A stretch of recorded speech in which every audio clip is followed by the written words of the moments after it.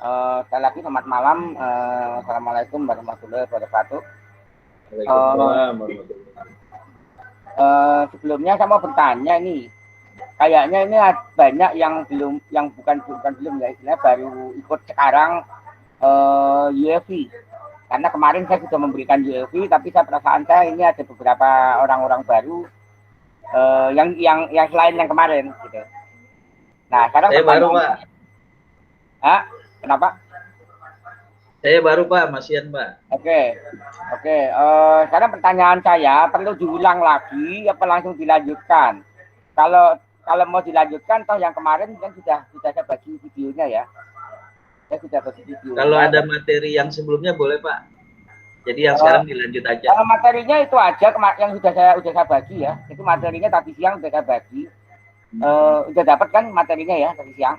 Ada di grup, Pak. Kalau ada di grup nanti saya ambil di grup aja. Ada yang PowerPoint. Oh ya, baik, Pak. Nanti coba saya lihat. Berarti yang hari ini dilanjut aja, Pak. Oke. Karena ini cukup banyak ya. Sebenarnya bukan cukup banyak karena ini saya kumpulin akhirnya membengkak file PowerPoint-nya akan terus membengkak. Saya sempurnakan, saya tambah. Mungkin ada yang saya hapus, saya tambah lagi gitu. Jadi versi-versinya terus membengkak. Ini sudah saya share ya yang terakhir. Updatean yang terakhir. Ini harusnya ver 2 atau ver berapa, tapi ini saya belum kan udah vernya ya setelah ini. Oke. Kemarin kita mulai dari slide yang ke-23 ya, yaitu 4 gaya pada pesawat.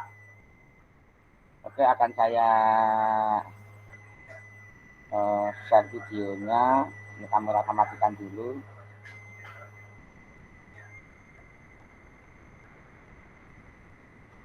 Jadi ini adalah 4 gaya pada pesawat, mudah-mudahan bisa lihat. Bisa terlihat ya. Kalau yang nggak bisa terlihat, bilang aja, ngomong aja. Ya, sudah saya share. Waduh, ada masuk lagi. Oke. Ini adalah 4 gaya pada pesawat. Ya. Teman-teman saya ini. 4 gaya ini beserta arah-arahnya. Jadi gaya itu ada arahnya. Jadi pesawat itu kalau terbang, itu ke depan itu adalah thrust. Thrust atau gaya dorong. Ya. Ini saya masih menggunakan istilah aslinya supaya kalian bisa membaca tulisan ininya. Tulisan aslinya adalah bahasa Inggris. Thrust. Terus gaya angkat itu adalah gaya lift, yaitu gaya yang mengangkat pesawat atau menerbangkan pesawat ya. Gaya yang mengangkat atau menerbangkan pesawat adalah gaya lift. Terus ada yang masuk lagi? Enggak ya? Tapi kira ada yang masuk. Oke. Terus ini gaya lift. Pesawat sendiri juga punya berat. Terus pesawat sendiri juga punya daya hambat. Ya. Daya hambat itu atau ya kalau di darat itu gesekan.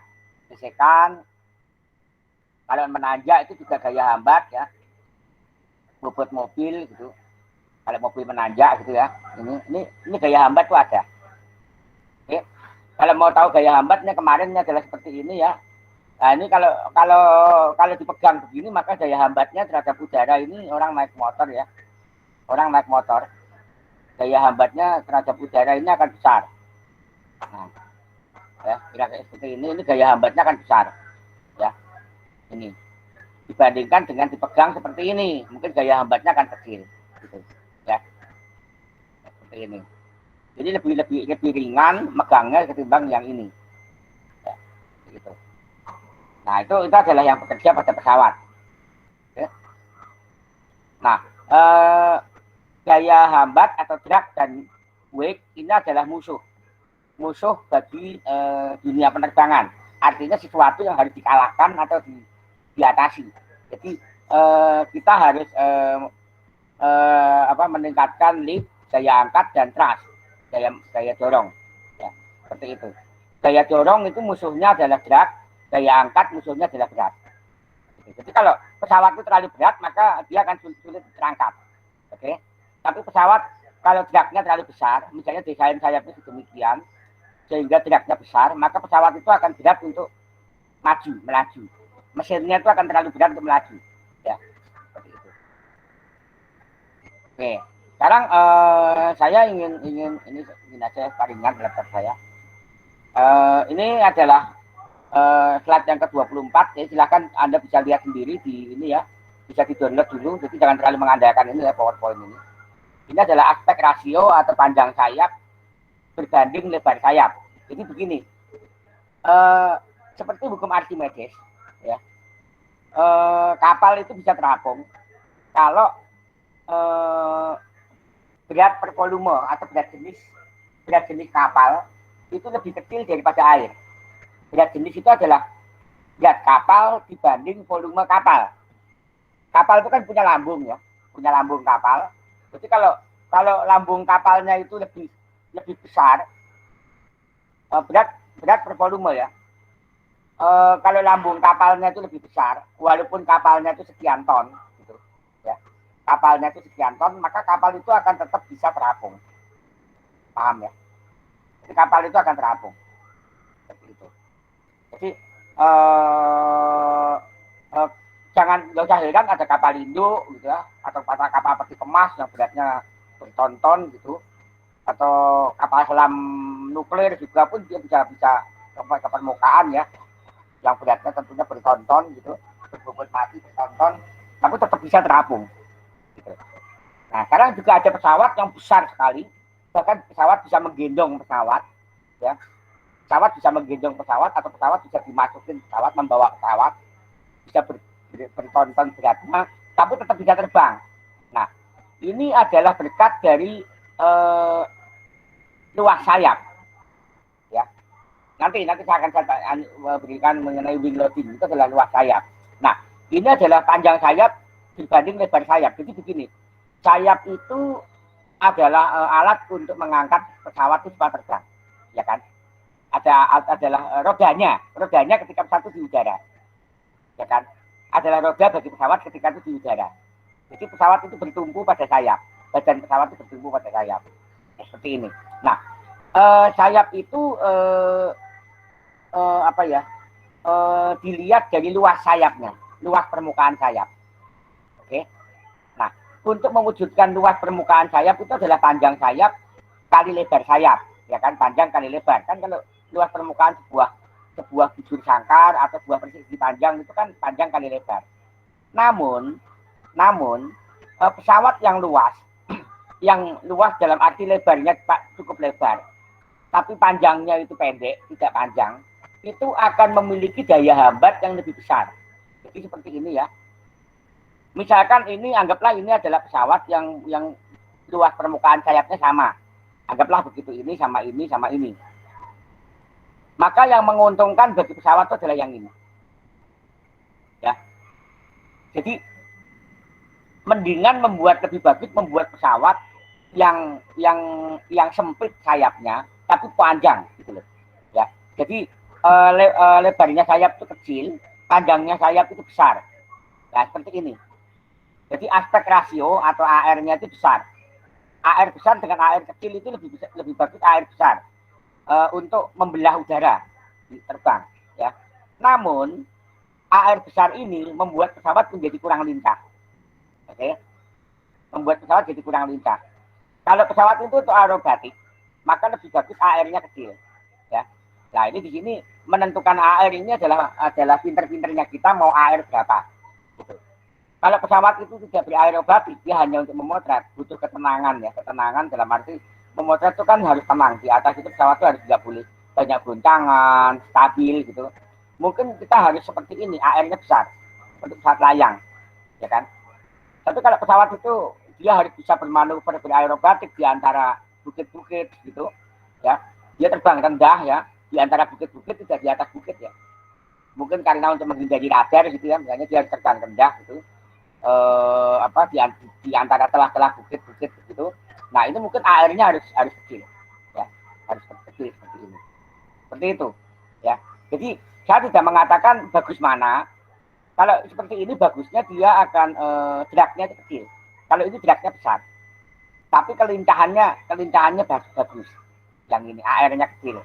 Tapi kalau aspek rasio atau AN-nya panjang, itu adalah geraknya kecil. Geraknya kecil tapi lebih stabil. Stabil itu artinya pesawat itu cenderung diem ya. Diem atau anteng, tenang. Atau tenang di atas gitu. Ya. Atau tenang di atas. Gitu. Oke. Nah, lalu ada upaya dari pabrikan pesawat juga untuk membuat sayap pesawat itu lebih hemat bahan bakar. Itu diberikan wingtip, wingtip yang didengkokkan, ini didengkokkan ke atas ya, didengkokkan ke atas. Ini gunanya untuk mencegah turbulen atau vortex, sebenarnya bukan turbulen, ini ada vortex ya. Vortex ini akan sedikit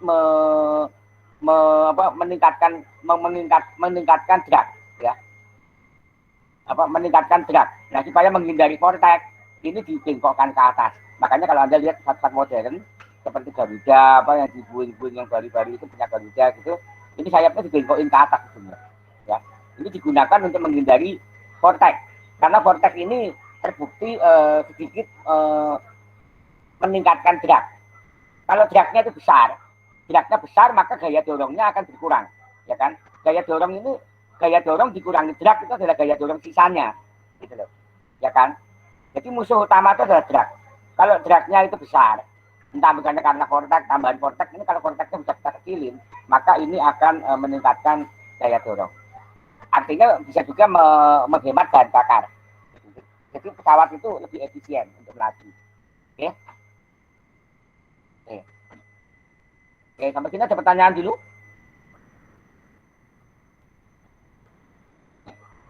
Nah, ini rasio panjang. Sekarang kalau tadi adalah rasio panjang terhadap lebar sayap ya. Panjang sayap itu diukur dari ujung ke ujung ya, Mas. Jadi ujung kiri ke ujung kanan. Ya, bukan dari ujung kiri ke tengah, bukan. Jadi panjang sayap itu membentang dari ujung ke ujung. Kita ngukurnya ujung kiri ke ujung kanan. Ya. Jadi dari wingtip ke wingtip itu ujung sayap. Wingtip kalau nggak salah wing root ya, wing root atau wing head kalau. Ini pangkal sayap. Kalau nggak wing root wing head ya. Ini pangkal sayap ya. Bukan dari pangkal sayap, dari ujung ke pangkal sayap, bukan, tapi dari ujung ke ujung sayap satunya. Ini adalah panjang sayap. Oke. Sekarang kita lihat selain panjang sayap, ini juga ada yang tidak terlalu penting, tapi cukup bisa dijadikan patokan untuk untuk desain rasio panjang terhadap panjang badan terhadap panjang sayap. Umumnya panjang badan itu 75%-nya panjang sayap. Jadi panjang sayap itu lebih panjang daripada panjang badan. Ya. Tuh. Kecuali kalau pesawat itu adalah seperti roket ya. Dia bisa melaju seperti roket, jadi seperti ini ya. Jadi didesain mungkin panjang sayapnya ini sedikit jauh lebih kecil daripada panjang badan. Gitu. Tapi kalau pesawat-pesawat yang umum, ini panjang badan ini paling enggak sama atau 3/4-nya panjang sayap. Oke, pesawat angkut gitu. Yang kita ngomongkan adalah pesawat-pesawat yang digunakan untuk misi-misi damai, misalnya seperti misi pemotretan gitu ya, seperti itu. Nah, ini adalah untuk pesawat glider, pesawat layang. Itu karena tadi aspek rasionya besar, ini panjang badannya itu sampai 0,3 sampai 0,5 panjang sayap. Artinya panjang sayapnya itu 3 kali lipat sampai 2 kali lipat panjang badan. Jadi panjang badannya itu bisa setengah kalinya dari panjang sayap, atau panjang sayapnya itu 2 kali panjang badan, atau sampai 3 kali lipatnya panjang badan. Ya. Semakin panjang sayap akan semakin luas permukaan sayap, akan semakin besar daya angkat. Jadi gini Mas, atau Mbak sini kalau mau desain ya, kalau kapal tadi, kalau kapal laut ya, itu lambung kapal itu semakin besar lambung kapal atau semakin gemuk. Kalau Anda punya panci ya, panci ini aja, coba Anda panci dari besi, panci email ya, email yang cukup berat dari besi, atau wajan yang berat gitu, taruh di bak atau di kolam gitu, ya pasti akan terapung, ya kan? Akan terapung. Kenapa? Karena volume wajan atau panci itu jauh lebih besar daripada beratnya. Oke. Jadi seperti itu. Walaupun panci itu berat, diangkat cukup berat. Ya, seperti itu. Jadi panci itu kalau ditaruh di air itu pasti terapung. Kecuali kalau pancinya saya isi air, akhirnya saya penuhin, ya akhirnya pancinya tenggelam. Ya kan? Karena berat panci itu menjadi lebih besar daripada volume. Ya. Tuh. Nah, kalau di sayap, di pesawat tidak. Di pesawat itu patokannya adalah luas sayap. Semakin luas sayap, akan semakin pesawat itu terapung. Terapung itu dalam arti mudah terbang. Ya. Atau gaya angkatnya besar. Oke? Seperti itu. Jadi musuh dari kapal itu adalah berat juga. Jadi kapal itu harus ringan, kapal laut. Supaya kapal terapung, itu bukan kapal selam ya. Kapal selam juga begitu. Kalau kapal selam kalau mau naik permukaan harus ringan. Supaya dia terapung. Tapi pada saat dia menyelam harus diperberat. Dengan cara dimasukin tangki air. Tangki airnya diisi. Ya. Nah, ini sekarang adalah bagian-bagian kontrol pesawat yang disebut sebagai kontrol surface. Kenapa kontrol surface? Karena pesawat itu dikendalikan dari permukaan sebagian dari bodi pesawat. Bodi maksudnya bukan badan, tapi permukaan pesawat. Yaitu adalah ini sayap, ini stabilizer, terus ini ekor tegak. Ini ekor tegak ini disebut rudder ya. Ini yang bagian itu dibengkokkan ini. Ini adalah elevator. Ya, yang sayap pendek di dekat ekor ini. Elevator ini gunanya untuk pesawat itu menanjak atau menukik. Ya. Terus ini sayap utama dibagi dua. Ini yang paling ujung, ini agak besar, ini disebut aileron. Aileron itu gunanya untuk gulir. Bergulir ke kiri atau miring ke kiri, miring ke kanan. Ya, manuvernya itu miring ke kiri, miring ke kanan. Terus di pangkal sayap ya. Di pangkal sayap ini kiri maupun kanan ada flap. Flap ini tugasnya untuk sedikit memanipulasi supaya sayap pesawat itu sedikit lebih luas daripada seharusnya. Gunanya apa? Gunanya untuk memuluskan pendaratan. Jadi pendaratan pesawat itu gunanya terutama untuk mau mendarat. Flap ini sangat berguna kalau mau mendarat. Gunanya untuk memuluskan pendaratan supaya pendaratannya itu tidak kasar. Karena kalau pendaratannya terlalu kasar, roda itu bisa patah. Ya. Shockbreaker atau batang roda itu bisa patah, tangkai roda. Oke. Jadi seperti orang terjun ya. Pesawat kalau mau turun itu harus parasutnya dibuka gitu loh. Ini flapnya ini diturunin. Kedua-duanya kiri sama kanan ini diturunin sehingga luas sayap itu sedikit bertambah. Dengan luas sayap sedikit bertambah, maka gaya angkat itu sedikit meningkat. Akhirnya apa? Pesawat itu untuk jatuh, untuk turun, kecepatan turunnya itu menjadi berkurang. Ya, jadi akan smooth. Bukan berarti nggak turun. Karena power mesinnya itu dikurangin. Mesinnya dikurangin gitu sampai idle. Idle kalau perlu sampai idle ya. Idle itu kalau mobil itu tidak digas, itu mesinnya nyala tapi tidak digas ya, idle gitu. Itu sampai idle kalau perlu, maka pesawat itu bisa turun dengan smooth ya. Atau kalau perlu malah mesinnya dimatikan. Jadi dia bisa turun dengan smooth, tidak kasar menyentuh landasan. Ya, seperti itu. Ini flap ya. Nah, ini adalah penempatan sayap ya. Ada yang di bawah badan, ada yang di tengah badan, ada yang di atas badan, ada yang di atas badan tapi menggunakan tiang disebut parasol wing.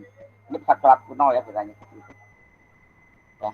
Nah, pesawat yang paling yang cukup untuk keperluan misalnya angkut atau apa gitu ya, yang cukup stabil itu adalah high wing ini. Jadi sayapnya dipasang di atas ya. Ini lebih stabil. Tapi manuvernya kurang. Tapi kalau pesawat yang jagoan manuver itu adalah yang ini, yang low wing. Ya. Kalau ini kestabilannya tidak sebaik ini. Nah, makanya karena ini kurang stabil, ini biasanya sayapnya ditekuk sedikit ke atas. Ini tekuk ke atas. Ya. Jadi sayapnya tidak datar, tapi sedikit dinaikin ke atas. Ya. Dinaikin ke atas seperti ini. Ini tujuannya supaya memberikan efek titik beratnya itu jatuh ke bawah. Ya. Titik beratnya. Oke. Ini suatu trik untuk supaya low wing ini cukup stabil gitu. Tapi antara low wing dengan high wing tetap masih lebih stabil ini. Makanya pesawat yang besar-besar yang untuk membawa bagasi yang besar-besar itu pasti sayapnya sayap atas. Seperti pesawat Antonov gitu, sayap atas. Kalau jumbo jet itu sebenarnya aslinya itu adalah pesawat bukan untuk kargo ya. Walaupun ada jumbo jet itu untuk kargo, tapi aslinya itu untuk penumpang. Jadi dia low wing ya, pesawat jumbo jet. Itu. Oke. Nah, ini ada lagi yang sayapnya sayap tunggal, tadi ini sayap ganda, biplane. Ini sayapnya seperti ini, terus seperti ini, unequal ya. Terus squiplane, ini hanya pengetahuan aja ya, seperti ini. Triplane, sayap 3. Ini. Oke. Ini tujuannya apa? Supaya ini tiga-tiganya ini punya gaya angkat, jadi memperbesar gaya angkat. Supaya kalau gaya angkat itu besar, maka pesawat itu berlari sedikit di landasan itu akan langsung terangkat. Ya. Jadi cepat terbang. Karena dia cepat terbang, maka landasannya itu pendek. Ya. Atau disebut sebagai STOL, short take off and landing. Short itu maksudnya landasan pendek. Stall, STOL. STOL ya, bukan STALL ya. Kalau stall itu jatuh. Kalau stall, STOL itu pesawat yang punya kemampuan terbang dan mendarat di landasan pendek. Ya. Gitu. Oke. Nah, ini adalah aspek rasio AR tadi. Ini adalah aspek rasionya besar. Ini high aspek rasio, ini moderat ya. Moderat ini ada yang seperti roket, ini North American ya. Ini memang sifatnya sepertinya lebih mirip ke arah roket. Gitu. Ini aspek rasionya kecil, ya, aspek rasionya kecil. Kalau roket itu sendiri malah tidak pakai sayap, dia bisa terbang. Bisa terbang. Oke, nanti akan masuk nanti kalau ke roket ya. Ini belum, cuma sayap pesawat. Jadi untuk terbang itu memang tidak hanya mengharuskan sayap, bisa seperti roket tuh, pakai daya dorong ya, yang ekstra besar. Atau pakai balon udara, ya kan? Seperti itu. Jadi tidak harus pakai sayap, ya. Nah ini moderat, ini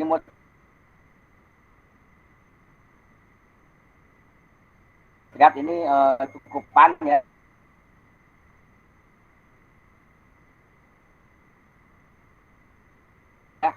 Ini ekstra tinggi.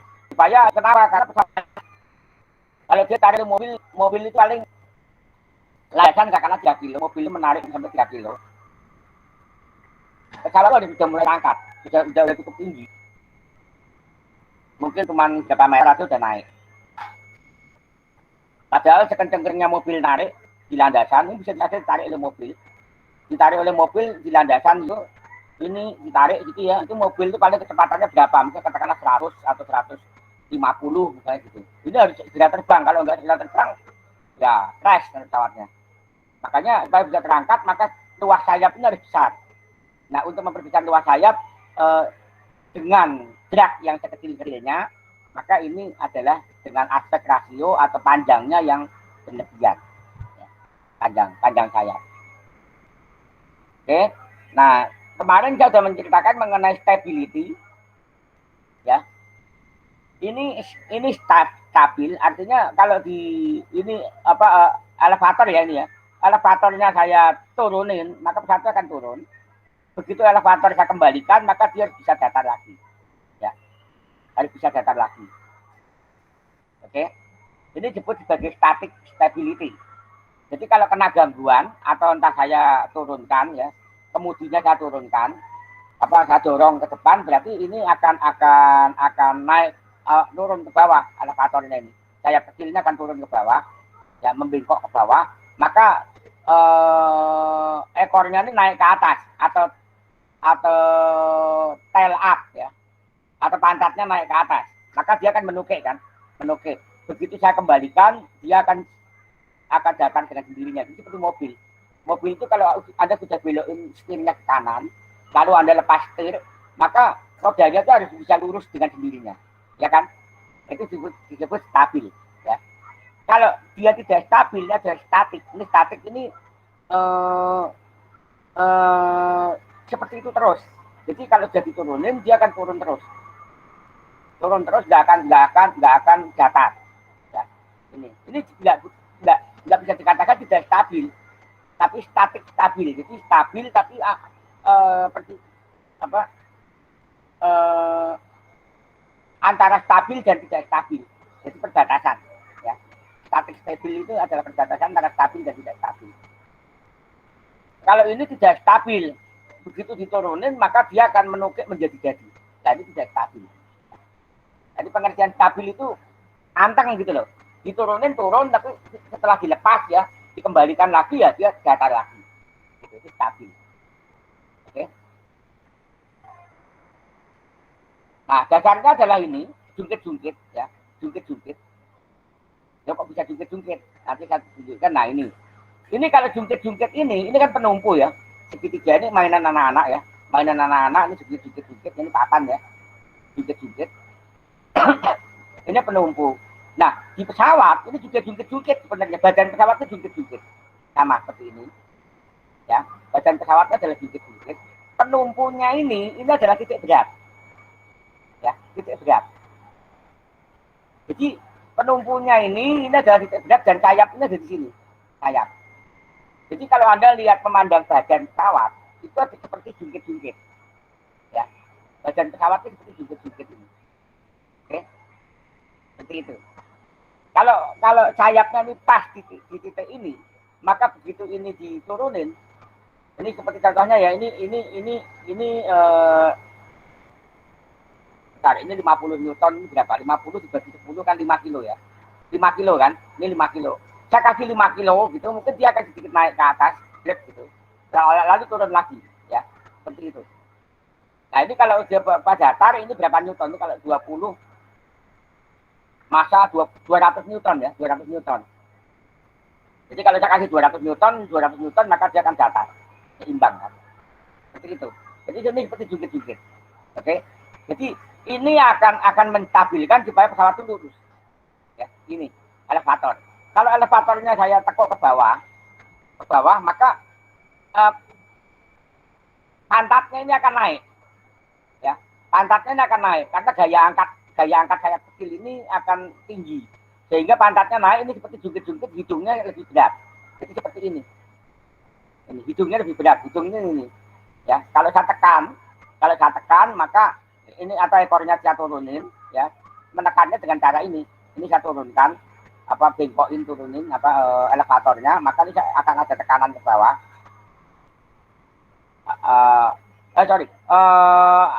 Saya kurangi tekanannya, dia akan naik ke atas, ya. Kalau saya tekan, berarti saya bengkokin ke atas ini. Kalau ini saya tekan, ini saya bengkokin ke atas, ya. Elevatornya saya bengkokin ke atas, maka ada tekanan ke bawah. Maka ini hidung ini akan naik, ya. Jadi sama aja seperti ini. Ini kalau saya tekan gitu, lebih dari ini 200 Newton ya. Ini 200 Newton, ini lebih dari 200 Newton, misalnya 250 Newton gitu, maka ini akan naik. Ya, ini akan naik. Oke, seperti itu. Jadi dasarnya seperti jungkit-jungkit. Nah, untuk stabil posisi CG di depan CL. Nah ini CG. CG itu ada CG, ada CL. Apa itu CG sama CL? CL itu adalah gaya angkat dari sayap. Jadi begini. Sayap itu kan, saya stop sharing dulu. Saya pindah ke sini ya. Saya pindah ke ini. Akan tulis. Jadi saya gambarkan sayap dari samping ya. Sayap dari samping, ya kan. Nah ini sayap ya. Tampak samping ya, tampak samping. Ini sayap. Gaya angkat sayap ini ada di semua permukaan sayap. Ini saya kasih panah ke atas ya. Ini adalah gaya angkat. Oke, ini tampak samping ya. Ini semua ada gaya angkatnya. Oke. Namun gaya angkat terbesar ini kan ini sayap ini permukaannya seperti ini. Di sini tebal, terus di sini tipis gitu loh. Gaya angkat terbesar itu ada di sekitar sini biasanya. Di sini ini kalau ini pesawat ini kalau kita buat begini benar ini, maka ini kita bagi Kita seperti berapa ya?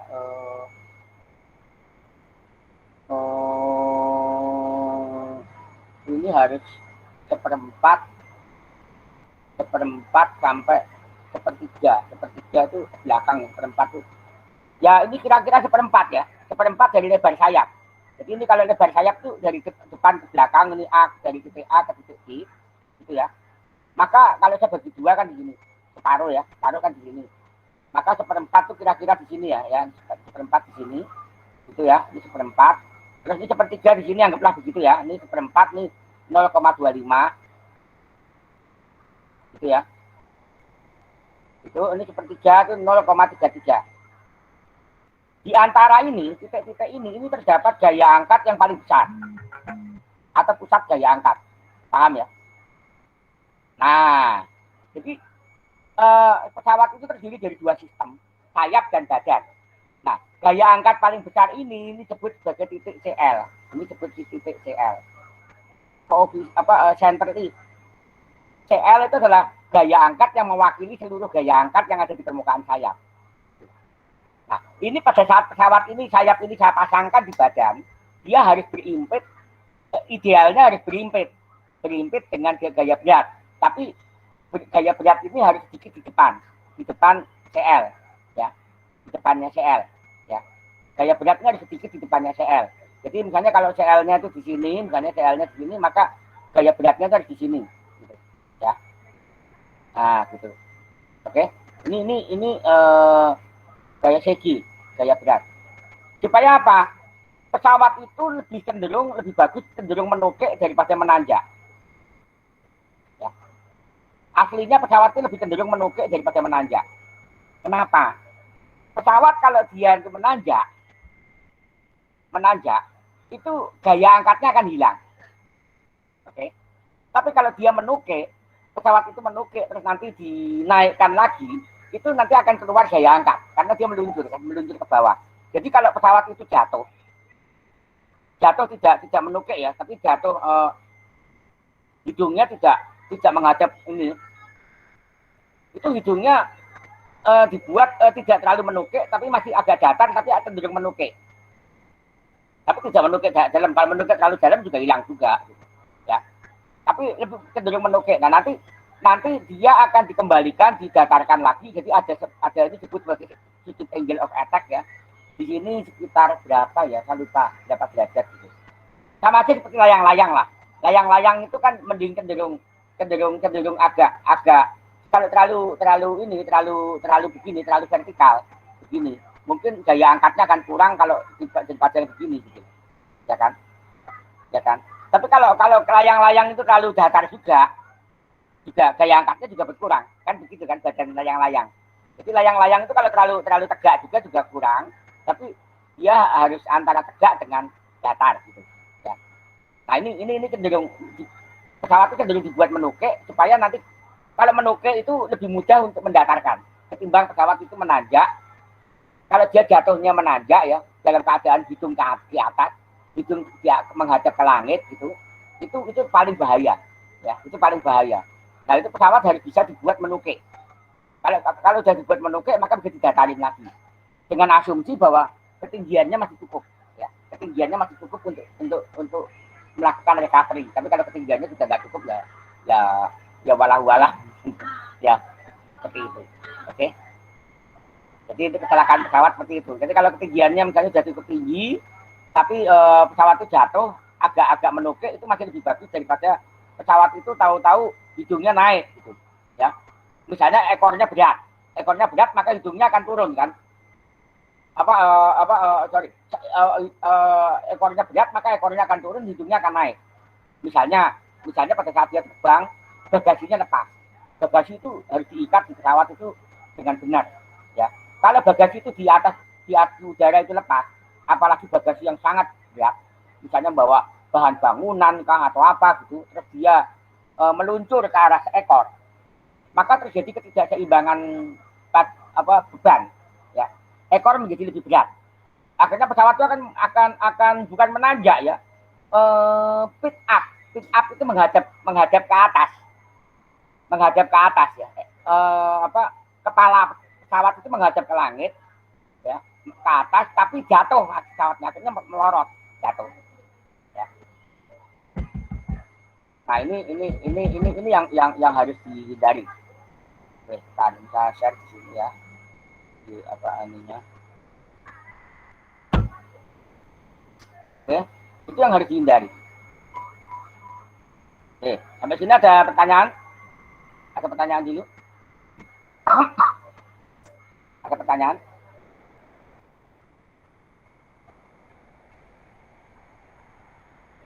Ini kenapa saya ngajarkan ini? Karena saya ingin ya, kita ini kan belum pernah ikut lomba apapun satupun. Membuat robotika, robot darat itu mudah, lebih mudah lah. Ada mungkin lebih tantangannya lebih kepada algoritma, ya.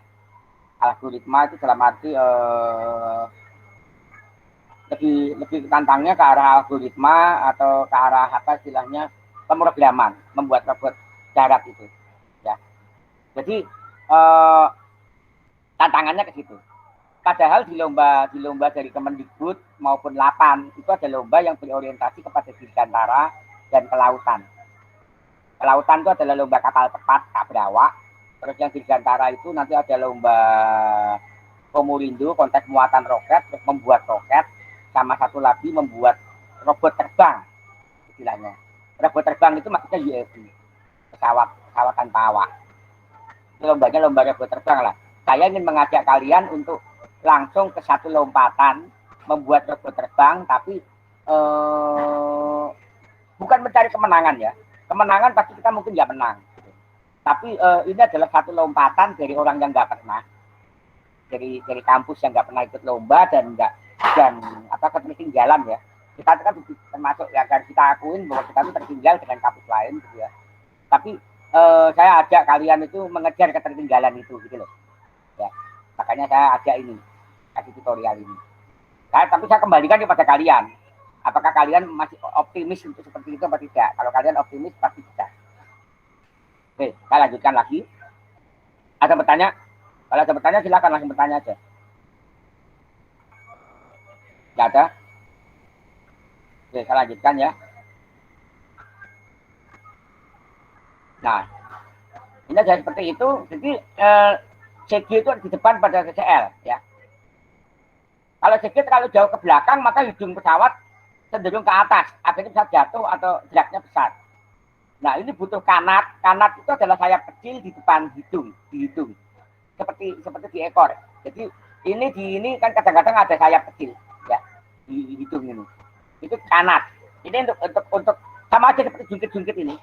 Jungkit-jungkit ini kan bisa ditekan sini, yang ditekan dari sini. Tapi kalau nggak pakai kanat, maka yang main hanya di sini, ya penekan ini. Jadi sekali lagi badan pesawat ini seperti jungkit-jungkit. Kalau ada kanat, maka ini bisa kita atur, ini juga bisa kita atur. Ini saya tekan, ini naik ya kan. Nanti kalau mau turunin lagi, ini dikembalikan ke sini sedikit ditekan ke bawah, seperti itu. Sehingga pesawat itu akan mendatar. Ya, ini kanat untuk menurunkan hidung. Ini kanat ini biasanya digunakan untuk pesawat tempur ya. Kalau pesawat tempur itu CG-nya itu harus di belakang, cenderung ke belakang supaya pesawat itu bisa manuver. Ya, ini kalau CG-nya ke belakang, pesawatnya akan jadi lincah tapi sulit dikendalikan. Pesawat tempur itu lincah tapi sulit dikendalikan, sama aja seperti layang-layang. Kalau Anda layang-layang mau untuk aduan, itu adalah layang-layang yang tidak kempot ya. Bentuk layang-layang itu nggak boleh kempot. Istilahnya kertasnya itu loh, kertas itu nggak boleh melengkung ya, harus agak datar ya, kencang datar. Dengan demikian layang-layang itu menjadi kurang stabil tapi akan lincah, ya kan? Dibanding layang-layang itu yang kempot itu akan stabil, dia di atas dan sulit untuk diterbangkan secara lincah, ya, lamban gitu, ya. Stabil jadi lamban. Nah ini adalah contoh adanya kanat ya, kanat ini. Ini kanat, bukan. Ini contoh ini contoh ini bukan kanat. Nah ini adanya kanat nih, stable kanat ya. Ini unstable wing, ini CG-nya di belakang ya. Ini pesawat tempur ya. Ini CL-nya di depan. Unstable wing tail, jadi ini memang sengaja dibuat begini. Tapi ini ada satu upaya lagi, ini harus cukup kuat untuk mengembalikan ini. Ya, ini Terus ini adalah CG di depan, sehingga pesawatnya akan cenderung menukik. Ya, cenderung menukik, maka di sini harus ada elevator ya. Tail down post untuk menekan ekor ke bawah ya. Karena ini cenderung head down, headnya kepalanya turun ya. Nah, ini ada yang dikasih kanat di sini. Ya, ada yang dikasih kanat. Oke. Nah, ini ada juga dikasih kanat, tabel kanat. Jadi di sini adalah CG-nya di belakang, ya, CL-nya di depan. Ini dikasih kanat juga untuk mengatasi ini. Kalau dia terlalu naik, maka ini akan mengembalikan dia kembali lurus. Ya kan? Ini kanat ini membantu. Oke. Nah, ini adalah didesain seperti ini, tidak ada elevator ya. Tidak ada elevator, tapi ada semacam kanat di sini. Kanat ini sekalian itu roda. Ya. Untuk ini roda, ini kanatnya. Kanat. Di sini sayap utamanya. Oke. Desainnya bisa seperti ini. Ya. Ini nggak ada ini ekor tegak saja, nggak ada sayap kecilnya di sini kan. Elevatornya taruh di depan, jadi hanya pipa kanat. Ya. Kanat. Apakah bisa? Bisa. Tetap bisa. Yang penting nanti seimbang, ya, seimbang. Jadi ini kan seperti jungkit-jungkit. Jadi nanti titik beratnya nih kalau bisa ditaksir kan di sini, titik beratnya. Di sini, di sekitar sini. Ya. Di sekitar sini. Nah, ini dia akan menukik, terus ini kanat ini mengembalikan supaya dia datar. Mengembalikan dia datar. Kalau dia menukik ini akan ini harus cukup besar ya. Ini kan cukup besar kan untuk menaikkan hidung. Jadi ini kalau Anda bisa lihat nih orang ini sayapnya sekecil ini, orangnya segini, orangnya di depan sayap kan, pasti ini besar. Ini kita nggak tahu isinya apa, mungkin paling baterai atau sedikit bahan bakar di sini, ya, atau mungkin bahan bakarnya juga di sini, kita nggak tahu ya. Kalau ini kaki orang sekitar sini, panjangnya di sini ya, ini panjang orang, ini mungkin kayaknya bukan bahan bakarnya di belakang ini, ya. Jadi masih cenderung lebih berat depan. Ini ada orang sama mesin, ya kan, ya nggak. Jadi kita bisa lihat mungkin titik beratnya di sini, agak jauh di depan ini. Maka hidungnya akan cenderung turun. Ya. Nah ini yang akan mengembalikan hidung ini supaya datar. Kanat ini, kanat yang sekaligus sebagai roda, batang roda. Ya. Ini desain yang cukup ini bagus ya. Nah ini ada lagi stability terbang. Ini ada yang statically stable. Jadi kalau saya turunkan, maka dia cenderung datar. Statically stable ini secara statis stable, tapi secara dinamik tidak stable, tidak stabil. Jadi dia kayak berfluktuasi ya kan. Kalau di sini static stable, tapi dynamically damp. Ini static stable tapi over damp ya. Oke, itu ini hanya pengetahuan aja ya. Tapi yang paling penting adalah static stable itu. Oke. Nah, ini yang bagus itu adalah yang ini, yang langsung smooth, ya, smooth. Oke.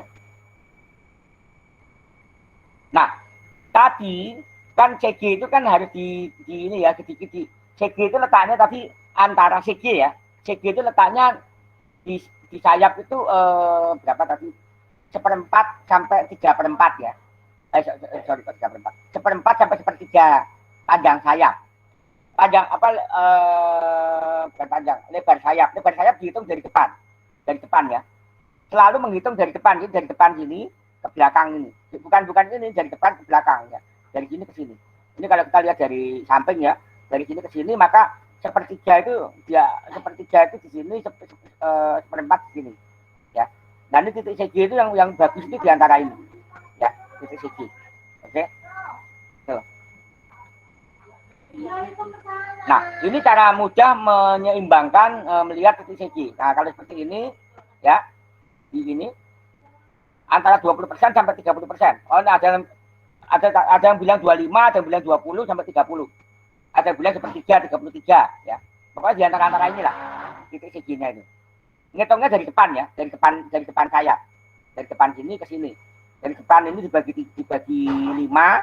Kalau ini 20% jadi dibagi 5, 1/5 sampai 1/3 di sini. Nanti bisa di sayap ini bisa Anda kasih kasih pita hitam gitu, atau ada cat hitam, atau dikasih lakban selotip gitu untuk menentukan titik segi. Kalau Anda letakkan begini, ini menukik begini, maka hidungnya terlalu berat. Kalau hidungnya terlalu berat, maka ini harus digeser, barang-barangnya digeser ke belakang. Atau di sini tambahin pemberat. Kalau saya cenderung digeser ke belakang, seperti baterai, itu kan berat. Baterai itu sedikit, baterai itu sebaiknya tempat baterai itu bisa digeser-geser ke depan sama ke belakang. Ya. Kenapa? Kalau Anda menambah pemberat, maka akan menambah beban dari pesawat. Maka sebaiknya benda-benda yang ada di pesawat itu adalah yang punya kontribusi untuk terbang daripada sekedar untuk pemberat. Ya, kecuali kalau sudah nggak ada, baru tambahin pemberat. Gitu. Daripada menambah pemberat, mendingan Anda menambah baterai, sehingga baterai itu bisa digunakan untuk menghidupi perangkat-perangkat di situ, ya kan? Nah ini kalau ini good CG, ini seimbang. Nah kalau ini ekornya terlalu berat, maka baterainya harus dikedepanin, ya. Paham ya? TL atau pusat gaya angkat terletak tepat di atas nok. Nok itu bagian yang tebal. Penampang saya paling tebal, agak digeser ke belakang, sedikit ke belakang.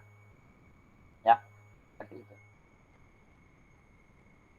Ini kalau untuk lihat CG ini penting sekali. Ini syarat sebelum terbang ini pesawat apapun termasuk ini bukan pesawat tanpa awak, pesawat yang berawak itu juga harus secara periodik ditimbang. Ini pesawat jumbo jet segala macam itu juga harus ditimbang. Seperti ini. Ada teknik nimbangnya. Pesawat itu rodanya ditaruh di atas timbangan, roda belakang sama roda depan. Nanti dihitung CG-nya. Bisa ketahuan CG-nya ada di mana. Gitu ya. Ini kalau pesawat besar. Oke. Nah, selain CG, kita juga ini opsional ya. Ini sunnah istilahnya. Kalau ini wajib. Ini wajib ya. Kalau ini sunnah. Lain sama layang-layang. Kalau layang-layang ini wajib. Ini untuk menimbang kiri kanan. Ya. Anda kalau membuat layang-layang kan bambu sayapnya itu harus sama kan. Harus sama supaya layang-layang itu tidak miring ke kiri, miring ke kanan. Ya, itu wajib kalau layang-layang. Tapi kalau di pesawat ini malah sunnah. Ya. Yang ini yang wajib ini. Ya. Ini wajib. Oke. Ini wajib ya. Menentukan letak CG itu wajib. Kalau ini apa ya mengecek keseimbangan kiri kanan atau kestabilan roll itu bergulir kiri kanan. Kalau ini kestabilan pitch ya. Kenapa? Karena kalau dia gini ini bahaya. Ini lebih bahaya. Ini yang paling bahaya nih. Yang ini tail heavy. Jadi jangan berpikir menanjak, oh pesawatnya menanjak dan bagus cenderung naik gitu. Oh enggak. Justru ini yang akan membuat stall.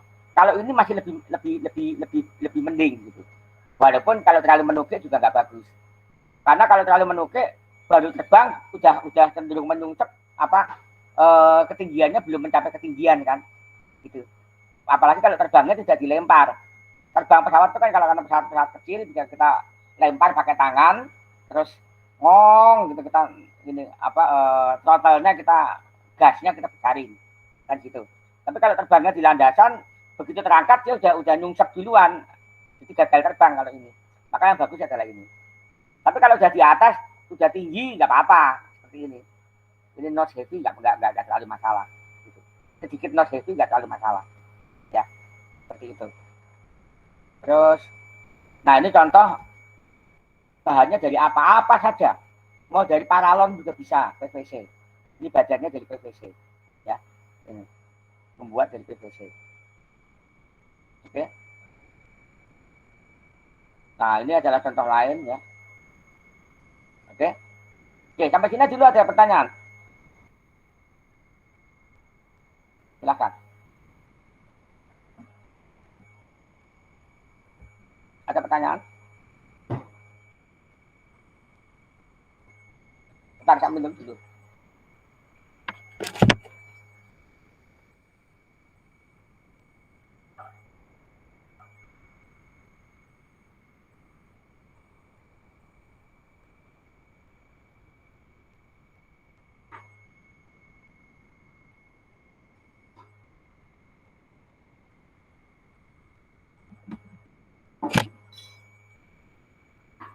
Oke, ada pertanyaan? Silakan. Atau masih bingung?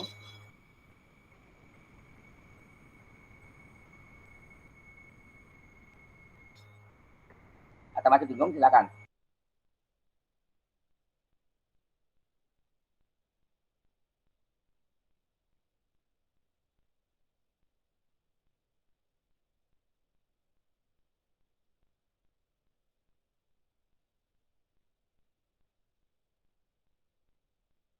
Oke, kalau nggak ada pertanyaan, saya lanjutkan.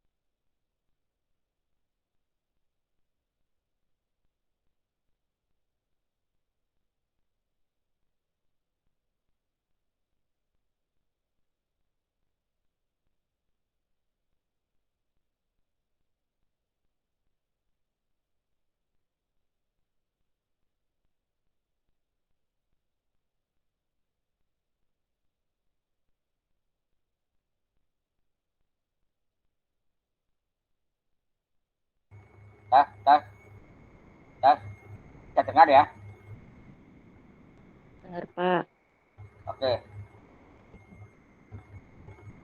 Tadi saya sempat hang.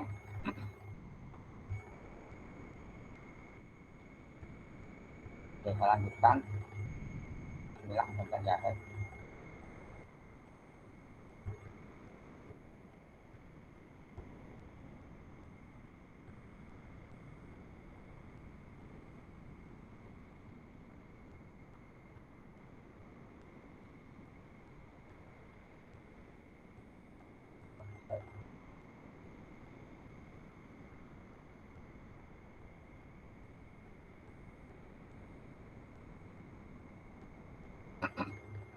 Oke, saya lanjutkan ya. Mudah-mudahan bisa menyimak. Oke. Sekarang berikutnya adalah efek propeller pada pesawat. Nah, kita kalau membuat pesawat, umumnya pesawat dengan satu mesin atau satu propeller. Ya. Nah, ini adalah yang perlu diperhatikan aja. Karena ini pesawat apapun pasti efeknya akan sama. Nah, ini adalah propeller wash. Propeller wash adalah fenomena angin dari propeller yang berputar, dari propeller akan terus berputar memutari fuselage. Fuselage itu badan pesawat. Jadi jangan berpikir bahwa angin yang ini kan pesawat ya. Pesawatnya begini, ini seperti syaratnya pakai ini aja. Nah, seperti ini. Ya. Ini jangan berpikir bahwa angin ini akan lurus ke belakang. Oh tidak. Ya. Angin ini tidak lurus ke belakang, tapi angin ini kayak ular melilit badan pesawat. Begini, keluar begini. Oke? Itu. Ternyata angin ini tidak lurus ke belakang begini. Seperti perkiraan kita ya. Kalau lurus ke belakang enak. Ternyata angin itu gaya dorongnya memang ke depan, betul. Tapi angin dari propeller ini yang di dekat ini akan terbelokkan oleh badan pesawat menjadi seperti ular sini. Ya, melilit begini akhirnya nabrak ekor. Ya. Nah, karena angin nabrak ekor ini, maka ekor ini akan terdorong. Oke. Terdorong dari sisi kiri, maka akhirnya pesawat ini akan terbanting ke sisi kiri, ya kan? Ini ekornya akan bergerak ke kanan, ya enggak? Karena ekornya bergerak ke kanan, maka arah hadap pesawat ini akan berubah. Jadi geser ke kiri. Oke? Ya, paham ya?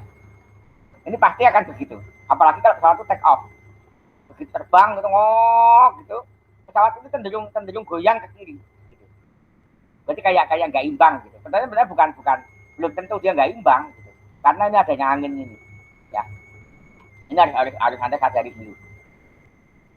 Oke. Lalu berikutnya adalah propeller torsi faktor. Menurut hukum Newton ketiga, setiap ada aksi terdapat reaksi. Nah, kalau propeller ini berputar searah jarum jam, ya, atau baling-baling ini berputar searah jarum jam dari ini ya, dari arah kokpit ya, dari arah belakang, ini berputar ke sini, maka badan pesawat ini cenderung berputar ke arah yang berlawanan. Paham ya? Jadi kalau ini baling-balingnya ini berputar ke kanan, kalau dilihat dari kokpit ini ya, dari sini, anggaplah kita ada kameranya, kita melihat ke sini, baling-balingnya berputar ke kanan, maka pesawat ini cenderung bergulir ke kiri. Bergulir ya, bukan belok ke kiri, bukan. Tolong bedakan antara belok sama bergulir. Bergulir itu berarti miring ke kiri. Oke? Cenderung banting ke kiri, miring ke kiri. Nah, kalau miring ke kiri ini bisa diatasi dengan ini aileron. Jadi diimbangi supaya dia tidak miring ke kiri, dibalas kanan. Ya, sehingga dia akan lurus. Oke? Kalau ini juga begitu. Ini kalau begitu dia cenderung banting ke kiri, jangan banting ke kiri ya, pesawatnya belok ke kiri, maka ini harus dikekanankan ekornya, ya. Jadi pesawat itu akan lurus, oke? Atau ini mesinnya ini cenderung dibengkokin. Jadi mesinnya itu tidak benar-benar menghadap depan, tapi cenderung dibuat menghadap sedikit tekanan, ya, sedikit tekanan 2 derajat. As motornya ini loh, sehingga nanti pesawat ini tidak terlalu membanting ke kiri, ya, akhirnya menjadi lurus. Paham ya? Jadi penampang apa istilahnya, mounting itu dudukan mesin itu dibuat tidak lurus ke depan. Oke, nanti ada tulisannya nanti. Oke. Lalu efek yang keempat itu adalah gyroscopic precision. Gyroscopic precision itu begini. Kalau baling-baling ini berputar ke sini, ya, ke sini. Ini pakai kaidah tangan kanan, ya.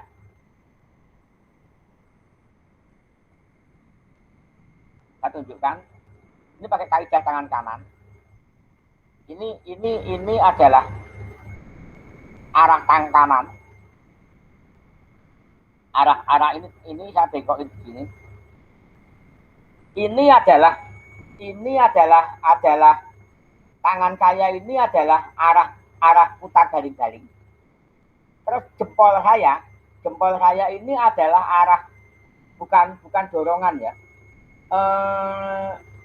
Ini kalau baling-balingnya itu dilihat dari belakang, dia berputar searah jarum jam, berarti begini ya, tangan saya ya. Jadi begini kalau dilihat dari belakang, dari ini kan berarti berputar searah jarum jam, ya kan? Ya, begitu. Oke, ini anu saya kebalik enggak? Tangan kanan, tangan kiri. Oke. Oh, kebalik ya. Ini saya kebalik. Ini seperti cermin ya. Ini seperti cermin. Harusnya kalau kamera ini tangan kanan ya, bukan tangan kiri ya. Ini tangan kanan saya. Tangan kanan jadi seperti ini ya. Ini adalah arah baling-baling ya. Coba Anda sambil praktekkan, ini adalah arah baling-baling. Terus ini adalah arah inersia ya. Arah inersia apa istilahnya ya inersia ya. Ini akan ada gaya dorong ke depan. Ini. Kayak nyekruk. Kalau Anda masang sekrup ya, sekrup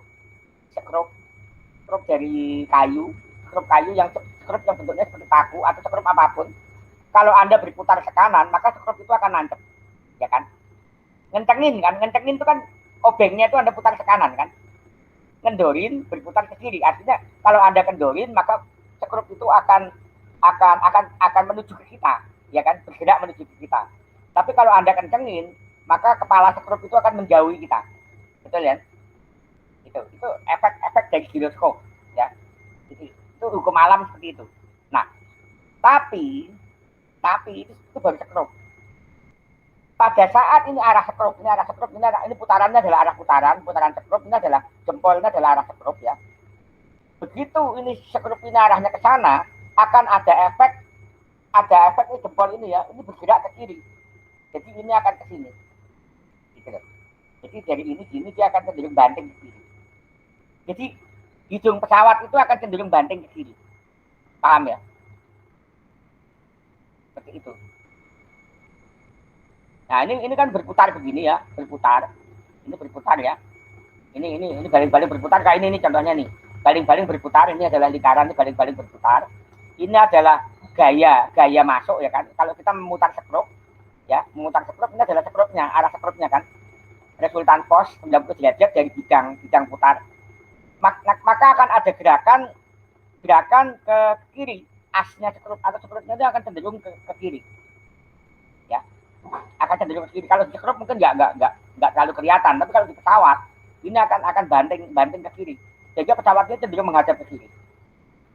Gitu. Nah ini arah hadapnya yang cenderung ke kiri. Ya. Seperti itu. Nah caranya ya karena dia menggantung kiri maka ini dengan ekornya harus dikembalikan. Jadi ini efeknya ini mirip dengan yang ini tadi. Tapi beda cerita. Kalau yang ini adalah karena dihajar dari ini, ekornya kena hembusan angin, ya kan? Yang pertama ya, ini. Tapi kalau yang ini berputar ya, bukan membelok ya. Dia roll, berputar, lalu akhirnya berbelok ke kiri. Tapi sebenarnya bukan berbelok. Dia pertama adalah roll ke kiri. Ya, roll ke kiri. Akan cenderung roll ke kiri, lalu akhirnya ujung-ujungnya belok ke kiri. Gitu. Ya, kalau ini yang kedua ini. Kalau yang ketiga ini belok ke kiri. Belok ke kiri bukan diakibatkan oleh ini, bukan diakibatkan oleh angin ini, tapi juga diakibatkan oleh putaran mesin ini. Gitu. Ya, jadi ini tadi. Ini hidung pesawatnya menghadap kanan, menghadap ke sana. Ini pesawatnya menghadap kanan, maka akan ada belokan ke arah kiri. Ya, ke arah sana. Oke. Nah, lalu ada lagi yang disebut sebagai asymmetrical thrust factor. Kalau pesawat itu menanjak, ya, ini menanjak ya, karena dia take off ya. Nah, ini tampak belakang ya, pesawat itu menanjak. Gaya dorong kanan itu lebih tinggi daripada gaya dorong kiri. Oke? Paham ya? Gaya dorong kanan itu sedikit lebih tinggi daripada gaya dorong kiri. Akhirnya pesawat itu juga membelok ke kiri. Oke? Ini P faktor. Jadi ada 4. Ini faktor yang keempat. Ya. Penyebab yang keempat. Jadi apabila pesawat itu menanjak, ini berputar kencang nih. Harusnya gaya dorongnya ini kan Ini kan baling-baling kan berputar begini. Pada saat baling-baling di sini, bilahnya di sini, maka bilahnya ini akan menghasilkan daya dorong ke depan lebih besar daripada bilahnya dari bawah naik ke atas, mengakibatkan daya dorong ke depan juga. Gitu loh. Jadi gaya dorong yang di sini ini lebih kecil daripada gaya dorong yang di ujungnya di sini. Gitu. Ya, paham ya? Sehingga akhirnya terjadi ketidakseimbangan atau asimetris. Asimetris, ya. Ini. Akhirnya apa? Pesawatnya cenderung melintir ke kiri. Apa berputar ke kiri, turn left. Ya ini harus dikoreksi. Gitu. Nah ini tadi ada tulisannya ya, untuk mengantisipasi kecenderungan belok kiri, para aeromodeler atau para pembuat pesawat model ini membelokkan atau menempatkan motor ke arah kanan sebesar 2 derajat tadi saya katakan tadi. Jadi asnya motor itu jangan lurus ke depan, tapi dibuat sedikit meleng ke kanan 2 derajat. Gitu, maksimum 2 derajat. Terus jadi ini untuk mengantisipasi tekanan 2 derajat untuk mengantisipasi dari efek high wing yang menyebabkan kecenderungan pesawat untuk nose up. Kedua motor disebut juga motor thrust angle. Ya, jadi ini dibuat supaya pesawat tadi tidak cenderung meleng ke kiri. Ya, seperti itu. Kalau yang ini, yang rotasi, yang ini melintir ke roll ke kiri. Ini tidak ada cara lain kecuali pesawat itu harus dikoreksi dengan menggunakan aileron. Jadi sayapnya harus dibuat menolak ini pesawat itu cenderung roll bergulir ke kiri, maka sayapnya itu akan menahan supaya dia lurus. Ya, ini koreksi. Jadi ini adalah koreksi yang harus ada di pesawat. Oke.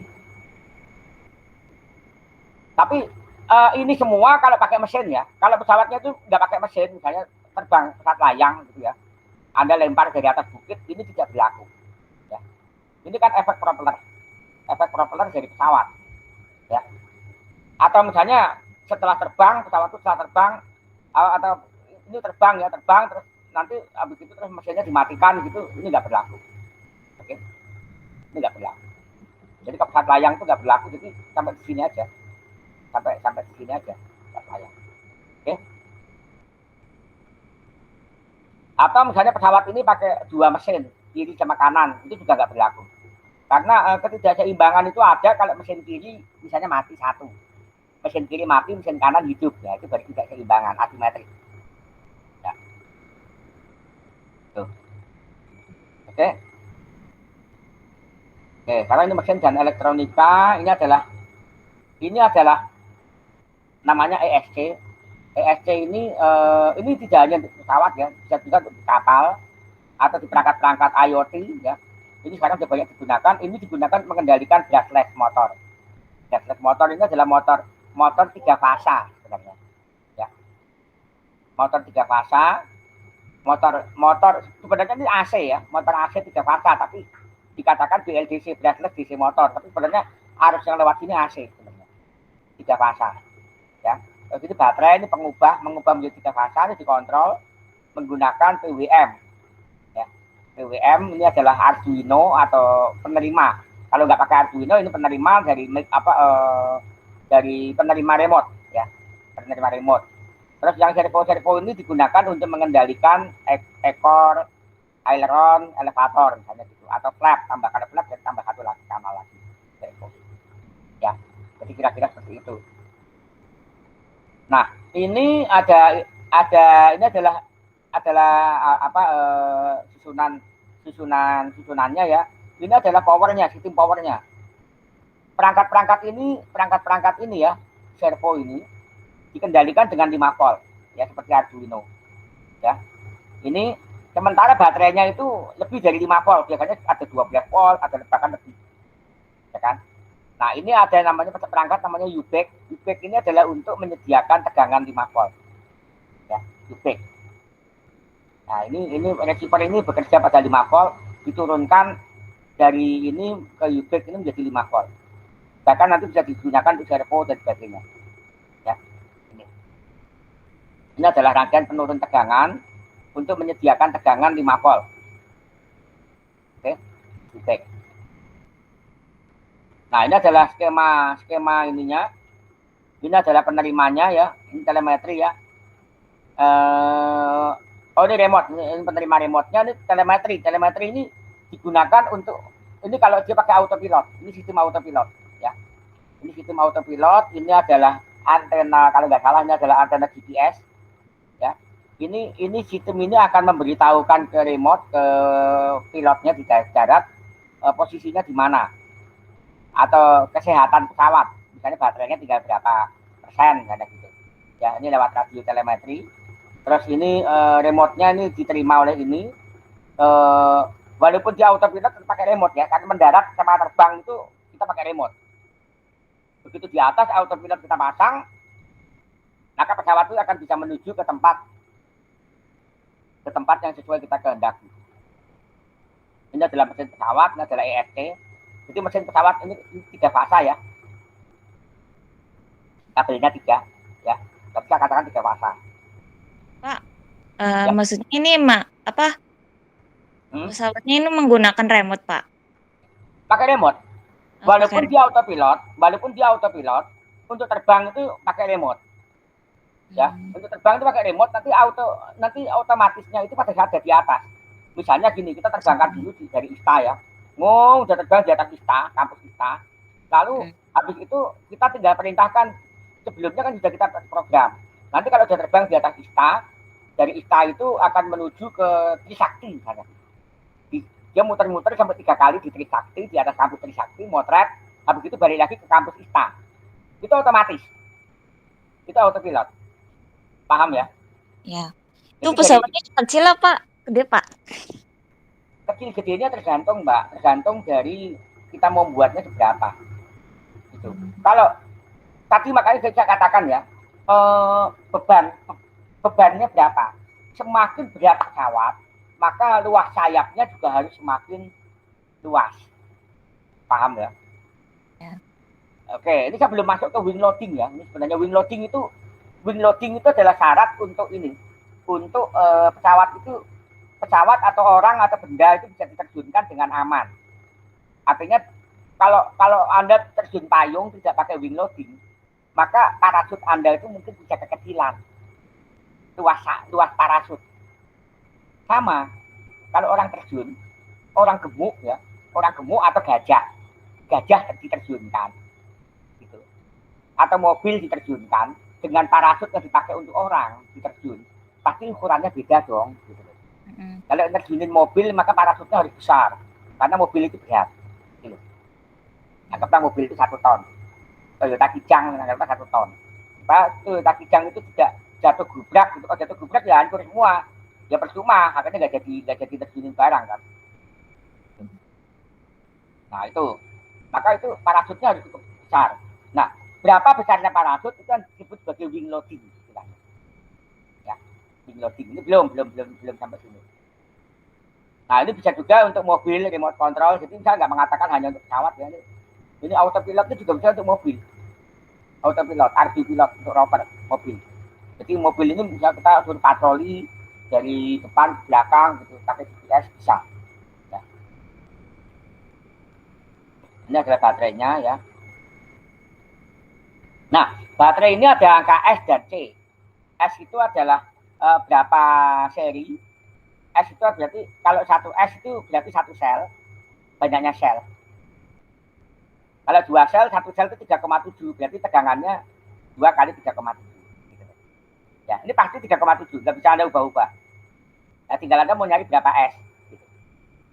Kalau misalnya, ini 11 gitu. Nah, ini berarti 3S. Oke? Seperti itu. Angka C, itu berarti baterai tersebut dapat didischarge. Didischarge itu digunakan, ini baterainya ini bagus, baterai LiPo. Baterai LiPo itu lithium polimer. Baterai tulisan ini LiPo. Lithium polimer, ya.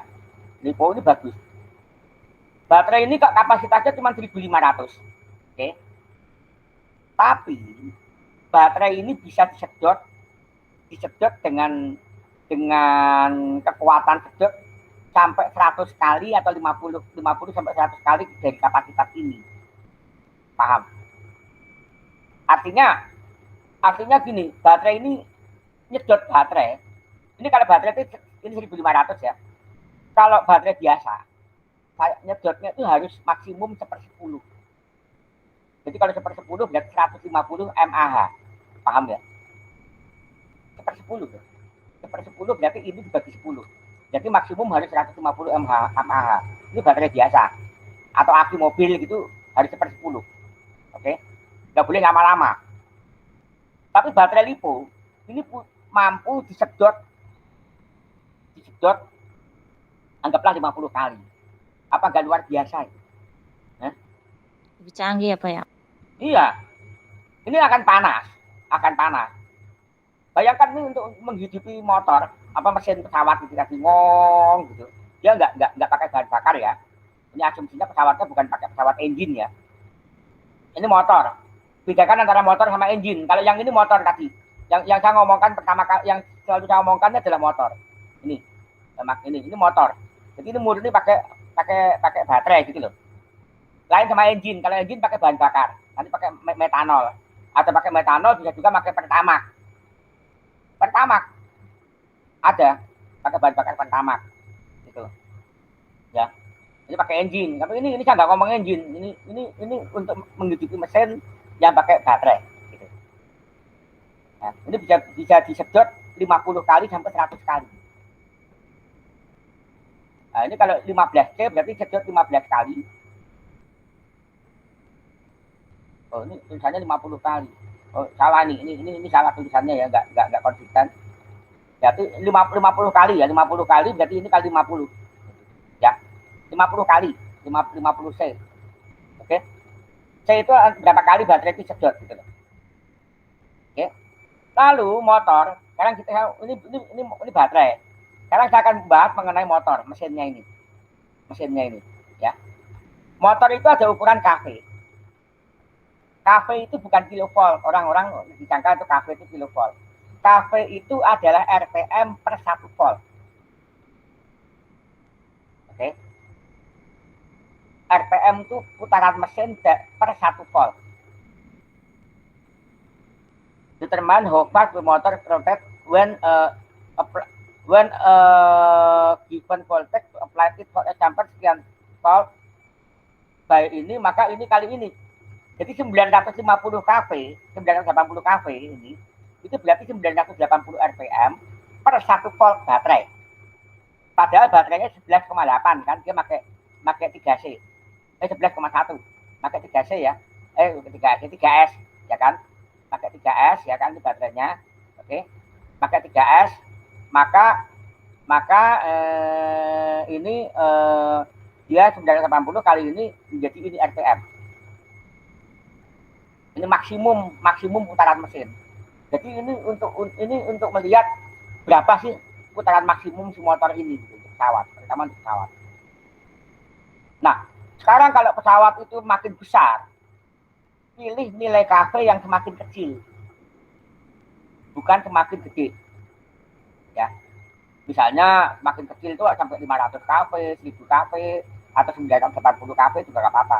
Tapi kalau pesawatnya itu kecil, itu cuma berapa ya, cuma sedikit kertas mainan gitu, mungkin wingspan tuh sayapnya diukur dari kiri ke kanan itu sekitar 30 cm sampai 50 cm gitu, atau 1 meter gitu, mungkin sekitar 2000 kV gitu, atau 3000 kV gitu bisa. Artinya putarannya tinggi gitu, ya, putarannya tinggi. Tapi kalau gini, kenapa kok pesawat yang besar itu kV-nya rendah? Pesawat yang besar itu butuh baling-baling yang besar, paham ya? Butuh baling-baling yang besar. Nah, kalau baling-baling yang besar itu dipasang di motor, maka akan berat. Muter baling-baling itu berat loh. Baling-balingnya nggak kena, kan itu cuma berputar bebas gitu. Betul. Tapi kalau udah kenceng itu dipaksa berputar kenceng, itu berat. Sama seperti orang itu mengayuh dayung di air gitu ya. Ngayuh dayung gitu. Berat. Gitu. Nah, supaya tenaganya gede, kaki-nya kecil. Jadi kalau motor apa diameter baling-baling atau propeller itu besar, maka kaki-nya harus kecil. Oke? Ini contohnya. Ini adalah power loading. Ya, power loading. Motor merupakan penentu performa keseluruhan. Dalam pemilihan motor ini ditentukan itu performa diharapkan oleh pesawat ingin bermanuver. Dari pesawat yang sangat ringan, apakah mau terbangnya slow saja, ini cukup 110 watt. Jadi kita lihat dulu dari wattnya. Jadi motor itu bisa dilihat dari watt sama kV. Ya. Nah, terus ini ada daya, itu adalah berat terbang dikalikan power loading. Ya, power loading. Daya itu adalah berat pesawat terbang dikalikan power loading. Ini pada umumnya daya motor sudah tertulis pada spesifikasi. Jika belum tertulis digunakan hubungan daya. Nah, ini baterai kalian ampere. Begitu dayanya ketahuan, maka ini ketahuan kan daya berapa motor ini. Gitu. Jadi dari berat dikalikan ini kita bisa ketahuan kita butuh motor dengan daya berapa nih. Gitu. Ya, seperti itu. Lalu dayanya ini bisa dikatakan baterai ampernya berapa. Ini nanti akan saya share, kalkulator ya. Oke, saya stop dulu. Kita akan share kalkulator untuk pesawat. Kita membuat pakai Excel. Nah, lupa taruh di mana ya?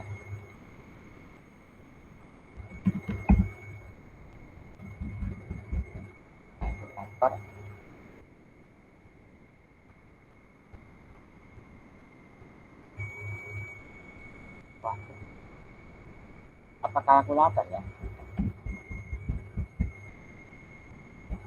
Agak salah. Oh, kayak salah. Nah, kita cariin. Ini ada versi-versinya. Oke.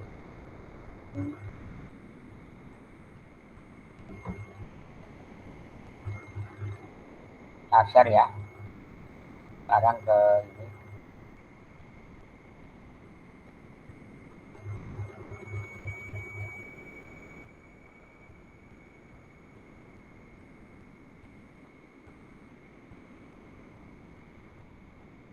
Ikut kurang lebih 8.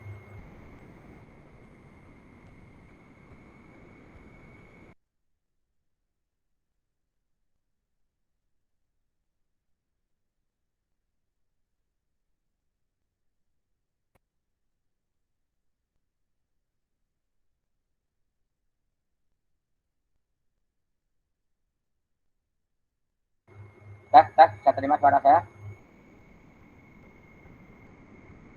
Tes. Ya Pak, dah. Oke, ini sekarang saya akan share kalkulator. Ini ada versi 3 sama versi 2. Ya.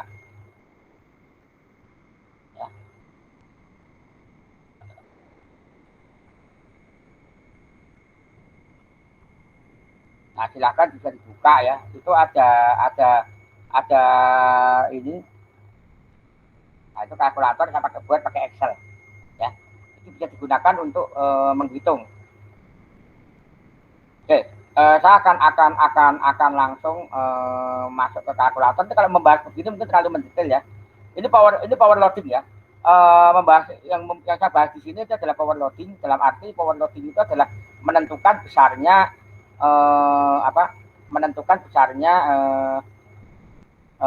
daya motor ya. Jadi kalau daya motor itu ini power loading menentukan besarnya daya motor itu untuk supaya pesawat itu bisa terbang atau motor itu cukup kuat. Nah, ini ada efisiensi motor nilainya 0,7 sampai 0,85. Jadi kalau kasar tadi seperti ini bisa, seperti yang ini bisa. Ini bisa, tapi ini belum ada efisiensi. Ini masih harus pakai efisiensi. Nah, ini ada aturan atau tip ya untuk efisiensi motor ini bisa. Kalau kita pesimistis 0,7, kalau optimistis 0,85. Jadi kalau Anda mau tengah-tengah ya ambil aja 0,75 atau 0,8 gitu ya. Nah, ini kalau propeller efektivitas propeller bisa 0,4 sampai 0,6, anggap aja 0,5 misalnya. Kalau tengah-tengah ya kan. Terus efisiensi motor throttle ini gas. Throttle itu gas. Itu propeller ini berputar ini juga tidak 100% menghasilkan tenaga ya. Gitu. Jadi ini ada efisiensi. Efisiensi itu tenaga yang terbuang. Ini juga ada efisiensi. Ini bisa 0,2 throttle sampai 0,5. Oke. Seperti itu. Nah, ini semua sudah dihitung di dalam kalkulator itu. Pesawat itu. Nah, ini daya motor yang harus disediakan. Wattnya harus disediakan. Kalau sudah ketemu watt, maka kita akan bisa memilih, contoh ya, memilih motor. Ini kita dapat watt, ampere. Dapat ampere. Nah, ini dapat ampere, 60 ampere. Ini sampai bisa disetrum 5 sampai 7 S. 5 S berapa? Tinggal Anda lihat. Ini kalau 5 S, ini kan 500 kV, ini kV-nya kecil ya. Ini berarti sangat gede. Ya. Nah, ini 5S tadi berapa? Tinggal 3,7 kali 5, ya kan? Anda daripada pakai itu kan ini pakai kalkulator. Oke, saya tunjukkan, saya akan share. Saya akan coba nyalakan kalkulatornya dulu ya. Kita akan nyalakan dulu kalkulator. Oke.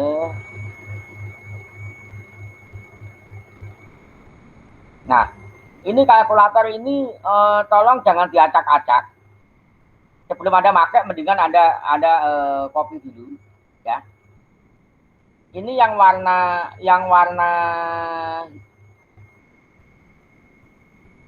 Anda isi aja yang warna hitam. Yang warna hitam. Ini muatan pesawatnya dalam kilogram adalah berapa? Ini adalah 30% dari MTOW. MTOW itu berat keseluruhan pesawat. Pesawat dan beban. Ya. Maksimum take off and weight. Oh ya, berat keseluruhan pesawat. Jadi berat pesawat dan beban. Jadi pesawat itu ada badan pesawat, ada baterainya, gitu ya. Terus ada elektronikanya, gitu. Terus ini kalau pesawat itu bawa muatannya itu berapa dalam kilogram? Nah ini 0,45 kilogram misalkan gitu, ya. Ini muatannya. Terus ini akan dihitung berat kosong. Berat kosong berarti 0,5, ya. Dan 0,5-nya MTOW. 0,5 dari D7. Nah ini MTOW-nya itu jadi 1,5, ya. Jadi kalau berat kosong sekian, maka MTOW berat maksimum pesawat dengan muatan penuh itu adalah 1,5. Paham ya? Ini. Jadi ini aja yang Anda cukup masukkan parameternya. Ini terus yang hitam-hitam ini. Nah, bobot MTOW dalam gram. Ini dalam gram ya. Itu 1.500. Oke, yang nggak ada rumusnya Anda bisa lihat di ini ya. Yang nggak ada rumusnya, yang nggak ada formulanya ya. Aduh. Ya, jangan aduh. Ya. Jangan mengacak-acak yang ada formulanya. Ya. Ini belum lengkapi. Harusnya yang bisa diisi yang kasih warna biru gitu ya. Ada nanti bisa kasih aja warna biru atau apa yang bisa diisi. Ini kalau nggak salah kemarin warna hitam ya, tapi ternyata hitam ini juga ini. Bobot MTOW dalam gram B7 oh enggak, ini hanya untuk ini aja, B7 dalam gram. Jadi kilogram berarti 1.500 gram kayak gitu. Muatannya 0,45 kilo. 0,45 kilo berarti berapa? 450 on. Ya, 450 gram, ya kan? Setengah on. Setengah kilo kurang, ya kan? Ini. Terus wing loading ini semakin kecil semakin bagus, ya. Semakin kecil semakin bagus. Kenapa? Karena kalau semakin kecil pesawat itu akan semakin anteng. Nah ini saya buat di 2, nilainya 2, ya. Wing loading itu kaitan sama luas sayap. Oke. Wing loading itu berat pesawat berat per luas sayap. Jadi kalau pesawatnya itu 2 kilo, maka luas sayapnya itu 1 meter persegi. Paham?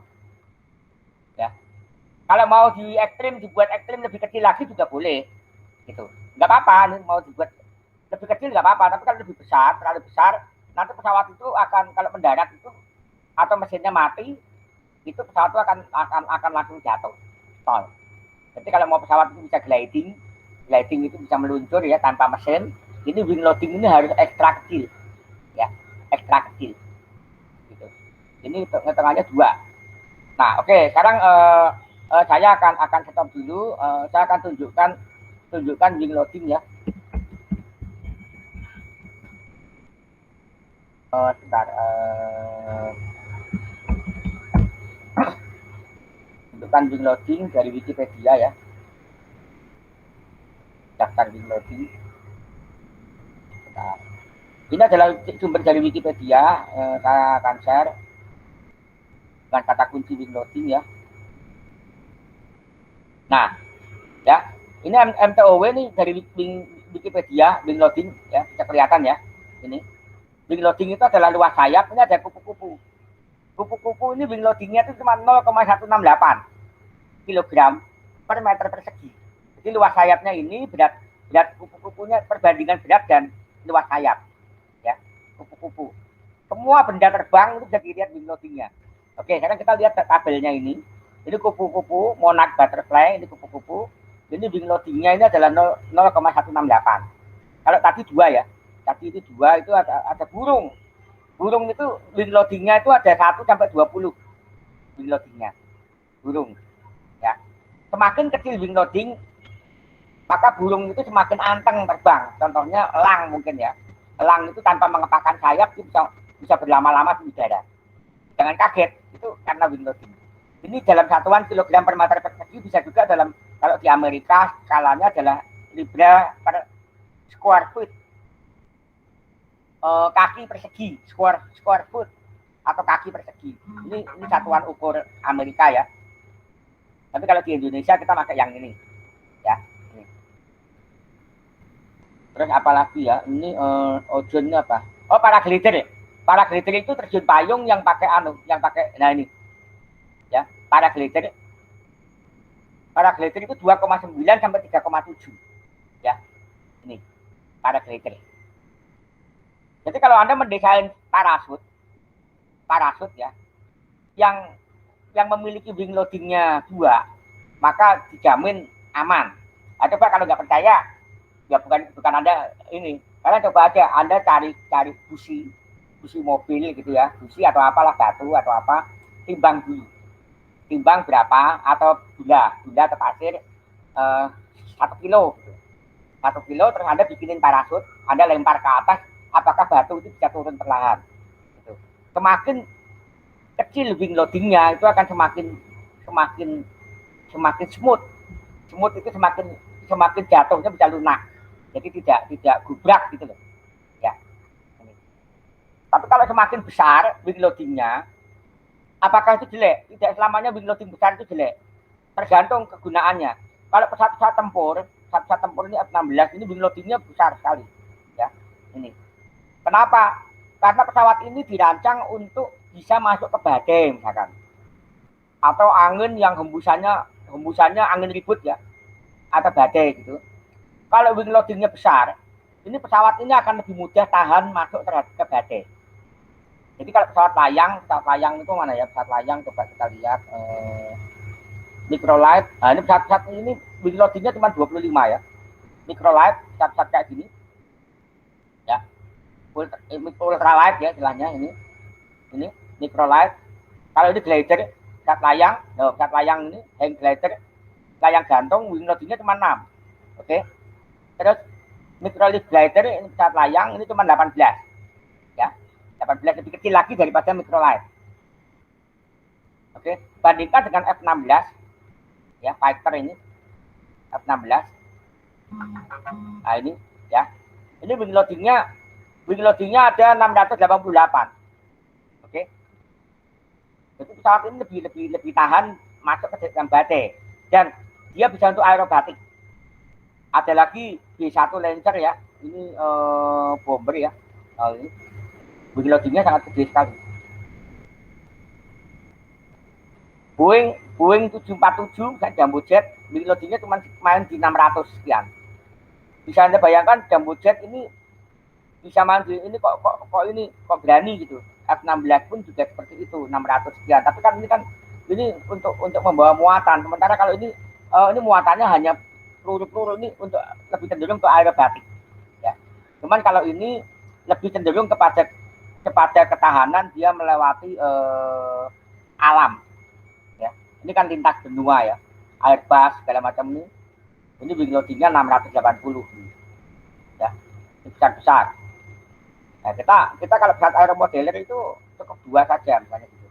Ini para glider ini segini. Kalau mau lebih dari 2 dibuat 1 boleh-boleh saja. Ini burung ini sampai 1 sampai 20. Oke.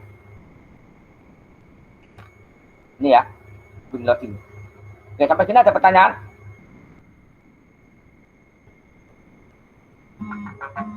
Ada pertanyaan? Kebayang ya?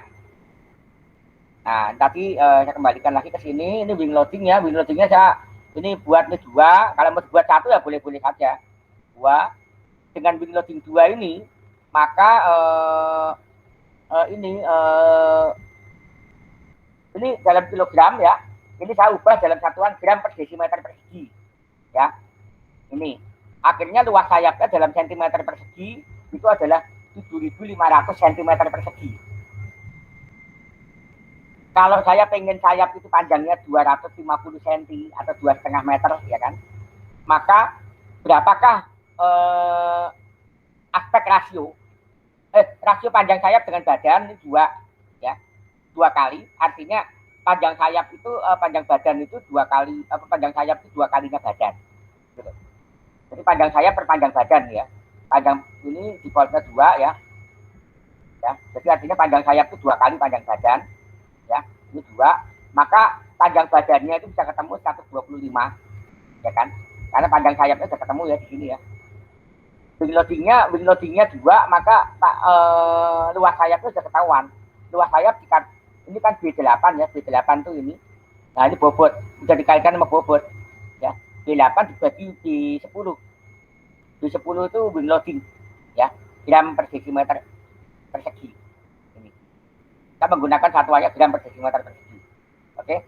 Terus saya kembalikan lagi ke sentimeter, ini luas sayapnya sekian, panjang sayap sekian ya. Terus ini adalah rasio panjang sayap per panjang badan itu 2. Ini lebar sayap akhirnya sekian. Ya, panjang sekian. Ini. Oke.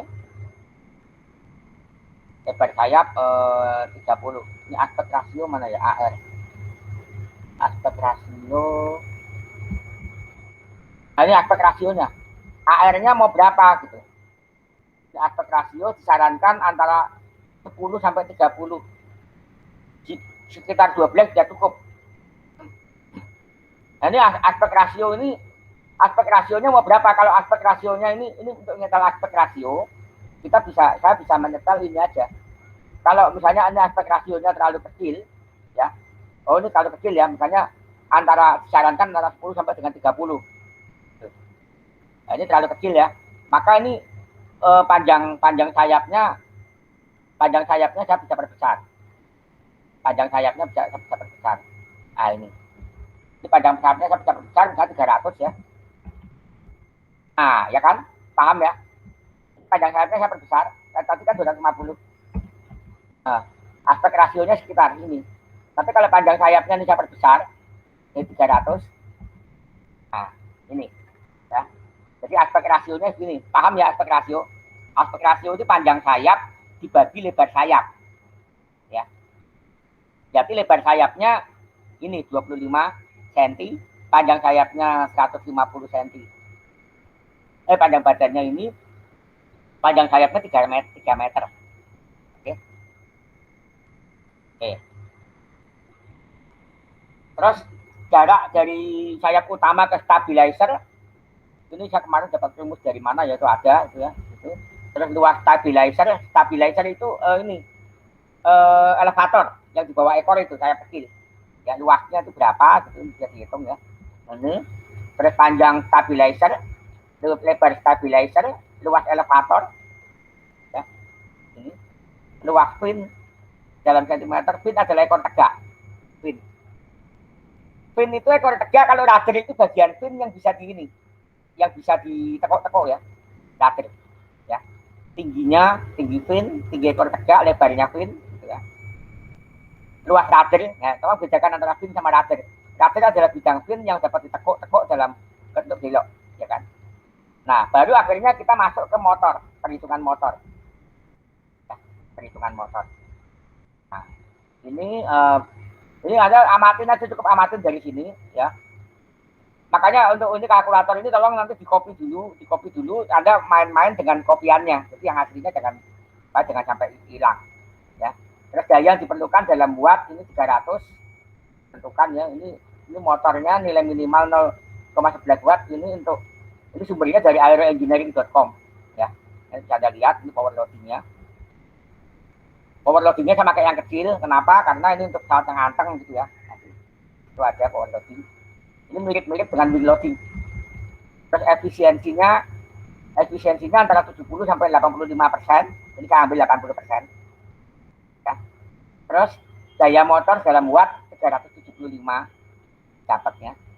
Nah ini kalau pakai engine yang biru ini. Ya.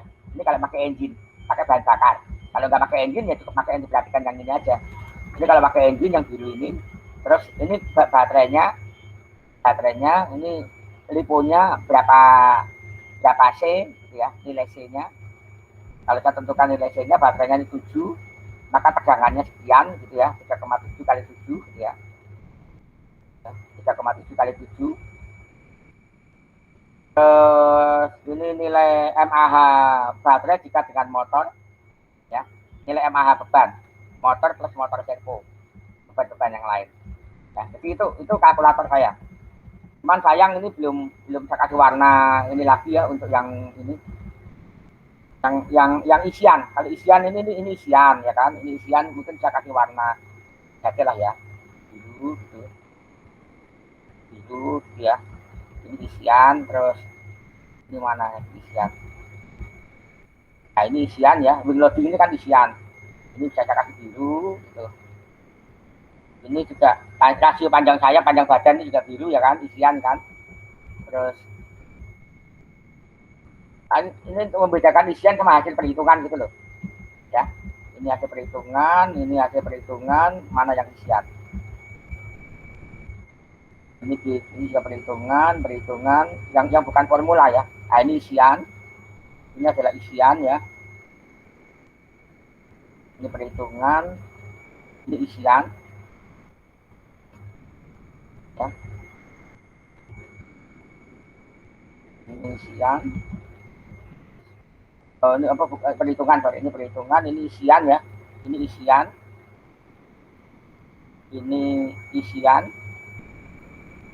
Ini perhitungan. Nah, jadi ada ini semua ini yang biru-biru ini, isian. Oke. Silakan kalau mau dikasih warna biru atau warna apa untuk ini menandai isian. Atau mungkin kalau Anda ada yang bisa membuat program lebih bagus atau punya ide untuk tugas akhir atau apa, semacam membuat kalkulator under web, tapi sudah ada sebenarnya ini. Ya. Itu seperti itu. Atau program bantu. Ini kalau yang merah-merah ini adalah yang paling penting ya. Paling penting ini. Yang paling utama, kalau nggak salah kemarin saya menandainya. Yang merah ini adalah yang utama, yang penting. Oke. Sampai sini ada pertanyaan? Mungkin akan saya coba perbaiki lagi kalkulatornya. Itu masih terus berkembang.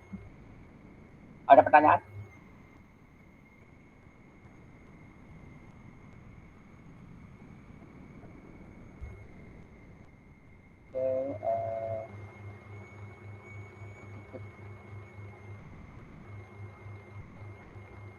Nah, terus setelah menentukan motor tadi ya, baru nanti akan ketahuan propellernya ukurannya berapa ya. Jadi mesin terus baru propellernya, propeller yang pantas untuk mesin itu. Jadi propeller itu ditentukan oleh mesin, bukan propellernya dulu menentukan lalu menentukan mesin, bukan. Jadi mesin itu menentukan daya dorong, lalu propeller yang pantas, baling-baling yang pantas untuk mesin itu apa. Ya. Tuh. Ini sudah ada daftar propeller. Nah, ini propeller ini ada 15 kali 8, terus ada 16 kali 10 gitu ukurannya. Ya. Nah, bagaimana cara membaca propeller ukurannya? Ini ada inilah ini 10 kali 8. Ini diameter kali pitch. Pitch itu seberapa halus ya. Ini. Kalau untuk balapan mungkin ini ya. Tapi kalau untuk ketenangan mungkin ini 10 kali 4. Jadi 4 ini seperti skrup yang ininya halus gitu loh. Ya. Ini diameter kali pitch. Ini 10 kali 8 ini lebih cenderung apa? Menciduk angin lebih besar ya. Sehingga daya dorongnya 10 kali 8 itu lebih besar. Nah, apakah nanti mau 10 kali 8 atau kali 10 kali 4 tergantung. Kalau mesinnya terlalu berat, 10 kali 8 kita bisa turunkan 10 kali 4. Gitu, misalkan gitu. Nah, dari sini kita akan ketahuan ini 15 kali 8 sama 15 kali 10, 16 kali 10. Nah, nanti kuat gede mana? Kuat mana? Ini juga ada tabel ya. Tabel daya. Kalau pesawat itu ternyata hitung-hitungan daya itu adalah sekitar segini, maka 16 kali 10. Oke. Itu propellernya. Nah, ini kalau pakai engine antara propeller dan CC engine. CC. Ini kalau salah CC ya. Engine displacement, ya. Bore up, besarnya boring ini. Akhirnya ke CC nanti. Ya, ini. Saya belum menemukan lagi lebih banyak untuk mengenai engine. Oke, saya kira itu untuk pesawat. Ya. Kalau masih ada pertanyaan silahkan. Ada pertanyaan? Jadi, Pak. Oke, sekarang gini. Nggak ada. Oke, sekarang gini aja. Silakan. Kalau untuk ngitung besar engine dengan pesawat yang akan dibuat, besaran pesawat yang akan dibuat gimana, Pak? Ada rumusnya? Besar engine dengan beban pesawat yang akan kita buat. Ya tadi itu tadi ada di kalkulator tadi. Entah di kalkulator sudah sampai ini belum ya? Sebenarnya engine ini ada. Pakai besar ukurannya apa RPM-nya Pak kita ngitung? CC Mas, CC. Jadi ini engine ya, ini yang biru-biru ini. Engine ekuivalen dengan CC per gram. Jadi berapa CC per gram? Berat bersaudara, pembuat pesawat yang pertama itu kan dia tidak mau menggunakan mesin mobil. Berat bersaudara penemu pesawat yang pertama kali. Itu padahal dia ahli sepeda. Dia remaja putus sekolah. Dia sadar bahwa mesin mobil itu gede, berat tapi ya dayanya gede gitu. Nah, pesawat itu butuh yang mesinnya ringan tapi dayanya gede gitu. Nah, ini kita harus mencari mesin yang cc-nya gede, beratnya kecil gitu loh. Nah, ini cc engine ekuivalen dalam cc per gram. Jadi semakin gede cc per kalau gram. Kalau di motor listrik ngitung cc-nya gimana, Pak? Untuk engine kan sudah ada ininya, sudah ada kalau kita beli engine ini berapa cc kan ada. Di ininya Pak, di motor listriknya. Iya, pada saat beli ke pembelinya kan ada speknya dia. Beli mesin kan berapa cc mesin pesawat? Ada. Iya. Baik, Pak. Ada. Ada.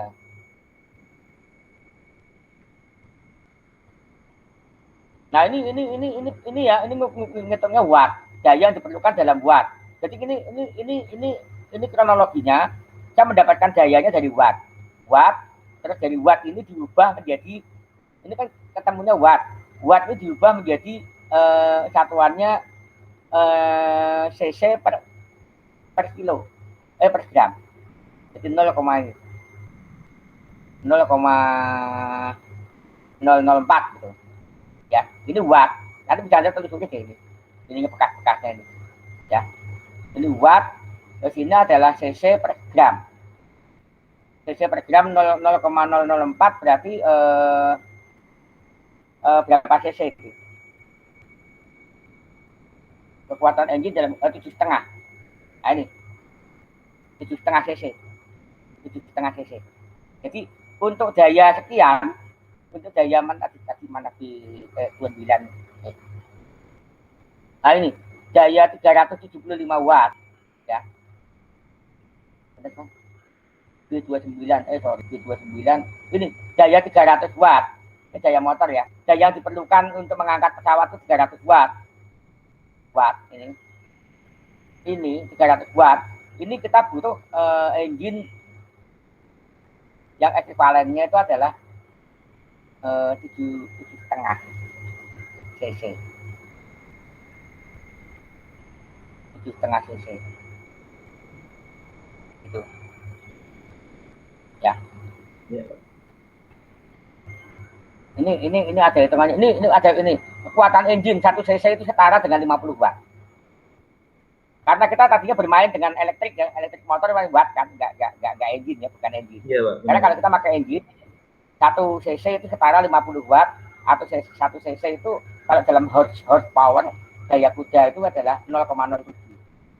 Terus 1 daya kuda itu 746 watt. Ini di samping adalah nilai pembulatan ke atas. Nanti hitung lagi deh, ini saya agak lupa cara ngitungnya ya. Anda bisa telusuri lagi kalau tertarik. Iya, Pak. Makanya ini saya sengaja pakai Excel supaya masih bisa ditelusuri. Dari bekas-bekas formulanya. Oke, sampai sini ada pertanyaan? Jadi harus ada ekivalensi kalau untuk engine antara watt ke cc. Nah, cc itu bisa tadi istilah engine itu mesti ada cc-nya, nggak mungkin enggak. Anda mau pakai, saya mau pakai engine-nya dari Kawasaki Ninja gitu. Anda mempreteli mesinnya Kawasaki Ninja gitu, kan sudah kelihatan cc-nya berapa. RS King 135 cc. Tinggal ditimbang aja mesinnya. Mesin RS King 135 kita timbang dia berapa kilo. Nanti akan ketemu cc per gram. Gitu. Kena enggak? Gitu. Nah, dari RS King itu berarti kalau kita pakai mesin RS King itu pesawatnya jadi kayak apa? Ya. Atau mesin misalnya Honda Supra. Seperti itu. Kalau dulu zamannya Urat Bersaudara, dia memilih membuat engine sendiri. Akhirnya dia membuat engine 4 piston. Itu kan ada di YouTube yang saya share itu. Udah nonton belum? YouTube. Tak tunjukin mana ya, Urat Bersaudara. Bagus sekali ceritanya. Bahasa Indonesia.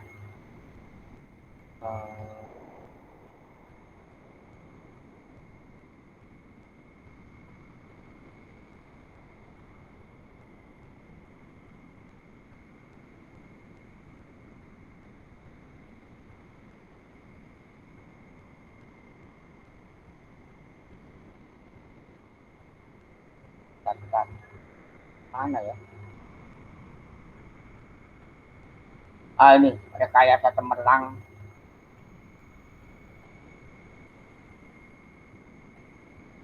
Kompilasi.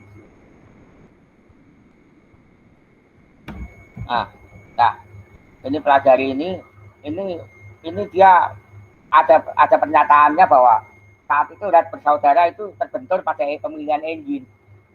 Dia sadar betul bahwa dia butuh engine yang sekian tenaga kuda, tapi beratnya sekian gitu loh. Ya, nah itu. Akhirnya dia menciptakan engine sendiri. Dan itu terpenuhi akhirnya. Gitu. Kalau sekarang kita sudah kita sudah berterima kasih kepada Urat Bersaudara, engine khusus untuk pesawat sudah banyak, dan engine sepeda motor juga sekarang juga banyak. Ada pesawat yang dinaikin penumpang, dinaikin orang, 2 orang kalau salah, 2 orang itu pakai engine-nya Honda Jazz. Pakai engine Honda Jazz. Di YouTube ada orang Indonesia di Jogja itu dipakai untuk terbang dari Jogja ke Jakarta. Jadi dia itu ceritanya menciptakan pesawat, dia butuh engine. Nah, dia nggak mau pakai engine pesawat, kalau pakai engine pesawat itu kalau rusak spare partnya mahal, maka dia pilih jatuhnya engine Honda Jazz. Cuman kalau engine Honda Jazz kan dia berharap dapat engine baru masalahnya. Nah, kalau untuk dapat engine baru, kalau dia engine bekas itu akan riskan karena engine itu kalau mati di atas kan nyawa kan taruhannya. Makanya dia beli Honda Jazz. Pabrikan Honda nggak mau menjual engine-nya saja dalam kondisi baru. Karena ini pesawat, makanya dia lebih cenderung lebih murah beli Honda Jazz. Honda Jazz baru, bodinya dijual lagi, diambil engine-nya, dipasang di pesawat. Seperti itu. Dan alhamdulillah jadi. Nah, gitu. Jadi harga sekian juta, itu hitungannya malah akhirnya lebih murah di Honda Jazz. Honda Jazz diambil engine-nya dan murah dan tidak terlalu berisiko daripada beli mesin Honda Jazz bekas lalu mesinnya diambil taruh di pesawat. Karena kalau seperti itu kan kita nggak tahu riwayat engine itu pada saat di mobil itu bagaimana. Sementara ini mau dipasang di pesawat. Kelelahan metal dan sebagainya. Oke, saya kira itu aja saya. Silahkan masih ada lagi pertanyaan. Oke, kalau mau silahkan bisa saja pakai paralon ya. Anda bikin pakai paralon, lalu dikasih sayap atau pensil atau apapun benda yang panjang, Anda kasih sayap. Anda timbang dulu pensil itu wing loadingnya berapa, ya. Wing loadingnya berapa, wing loadingnya beratnya berapa, lalu Anda tetapkan wing loading 2 misalkan atau wing loading 1. Maka Anda akan mendapatkan panjang sayap. Ya, panjang sayap. Lalu kalau yang penting pada sayap utama, lalu stabilizer sama ekor tegaknya itu Anda kira-kira saja. Nanti Anda lemparkan, insya Allah itu melayang. Ya, jangan dilihat jatuhnya pasti satu jatuh. Tapi yang penting satu tidak menukik. Ya, asalkan bisa menimbang. Tapi tahu cara menimbang ya pakai 2 jari beginiin. Itu dia bisa tegak begini udah bagus. Bisa 2 jari dia tegak begini, diginiin dia bisa tegak begini, udah bagus. Ya, jadi itu silakan kalau mau nyoba. Saya punya videonya, saya lupa taruh di mana, nanti akan saya share. Anak ITA, mahasiswa komputer ITA pernah nyoba. Saya minta untuk membuat pakai paralon, dilempar, nggak pakai mesin, dilempar. Alhamdulillah bisa melayang, sesuai yang saya bilang tadi. Oke, silakan kalau mau nyoba itu. Buktinya juga contohnya saya membuat roket tapi kemarin pakai bolpen, saya putar-putar begini. Udah pernah lihat video saya yang pakai bolpen saya ikat pakai tali, saya putar-putar. Itu bolpennya juga bisa lurus begini. Nah entah besok atau entah kapan, harusnya tadi, tapi karena tadi saya sibuk, saya pengen membuat pin itu siripnya roket. Nanti terus saya putar-putar lagi, kalau dia udah bisa gini berarti saya udah bisa membuat roket gitu. Jadi bodi roket udah kelar gitu lah, tekniknya udah tahu lah, itu aja. Oke, sampai sini ada pertanyaan?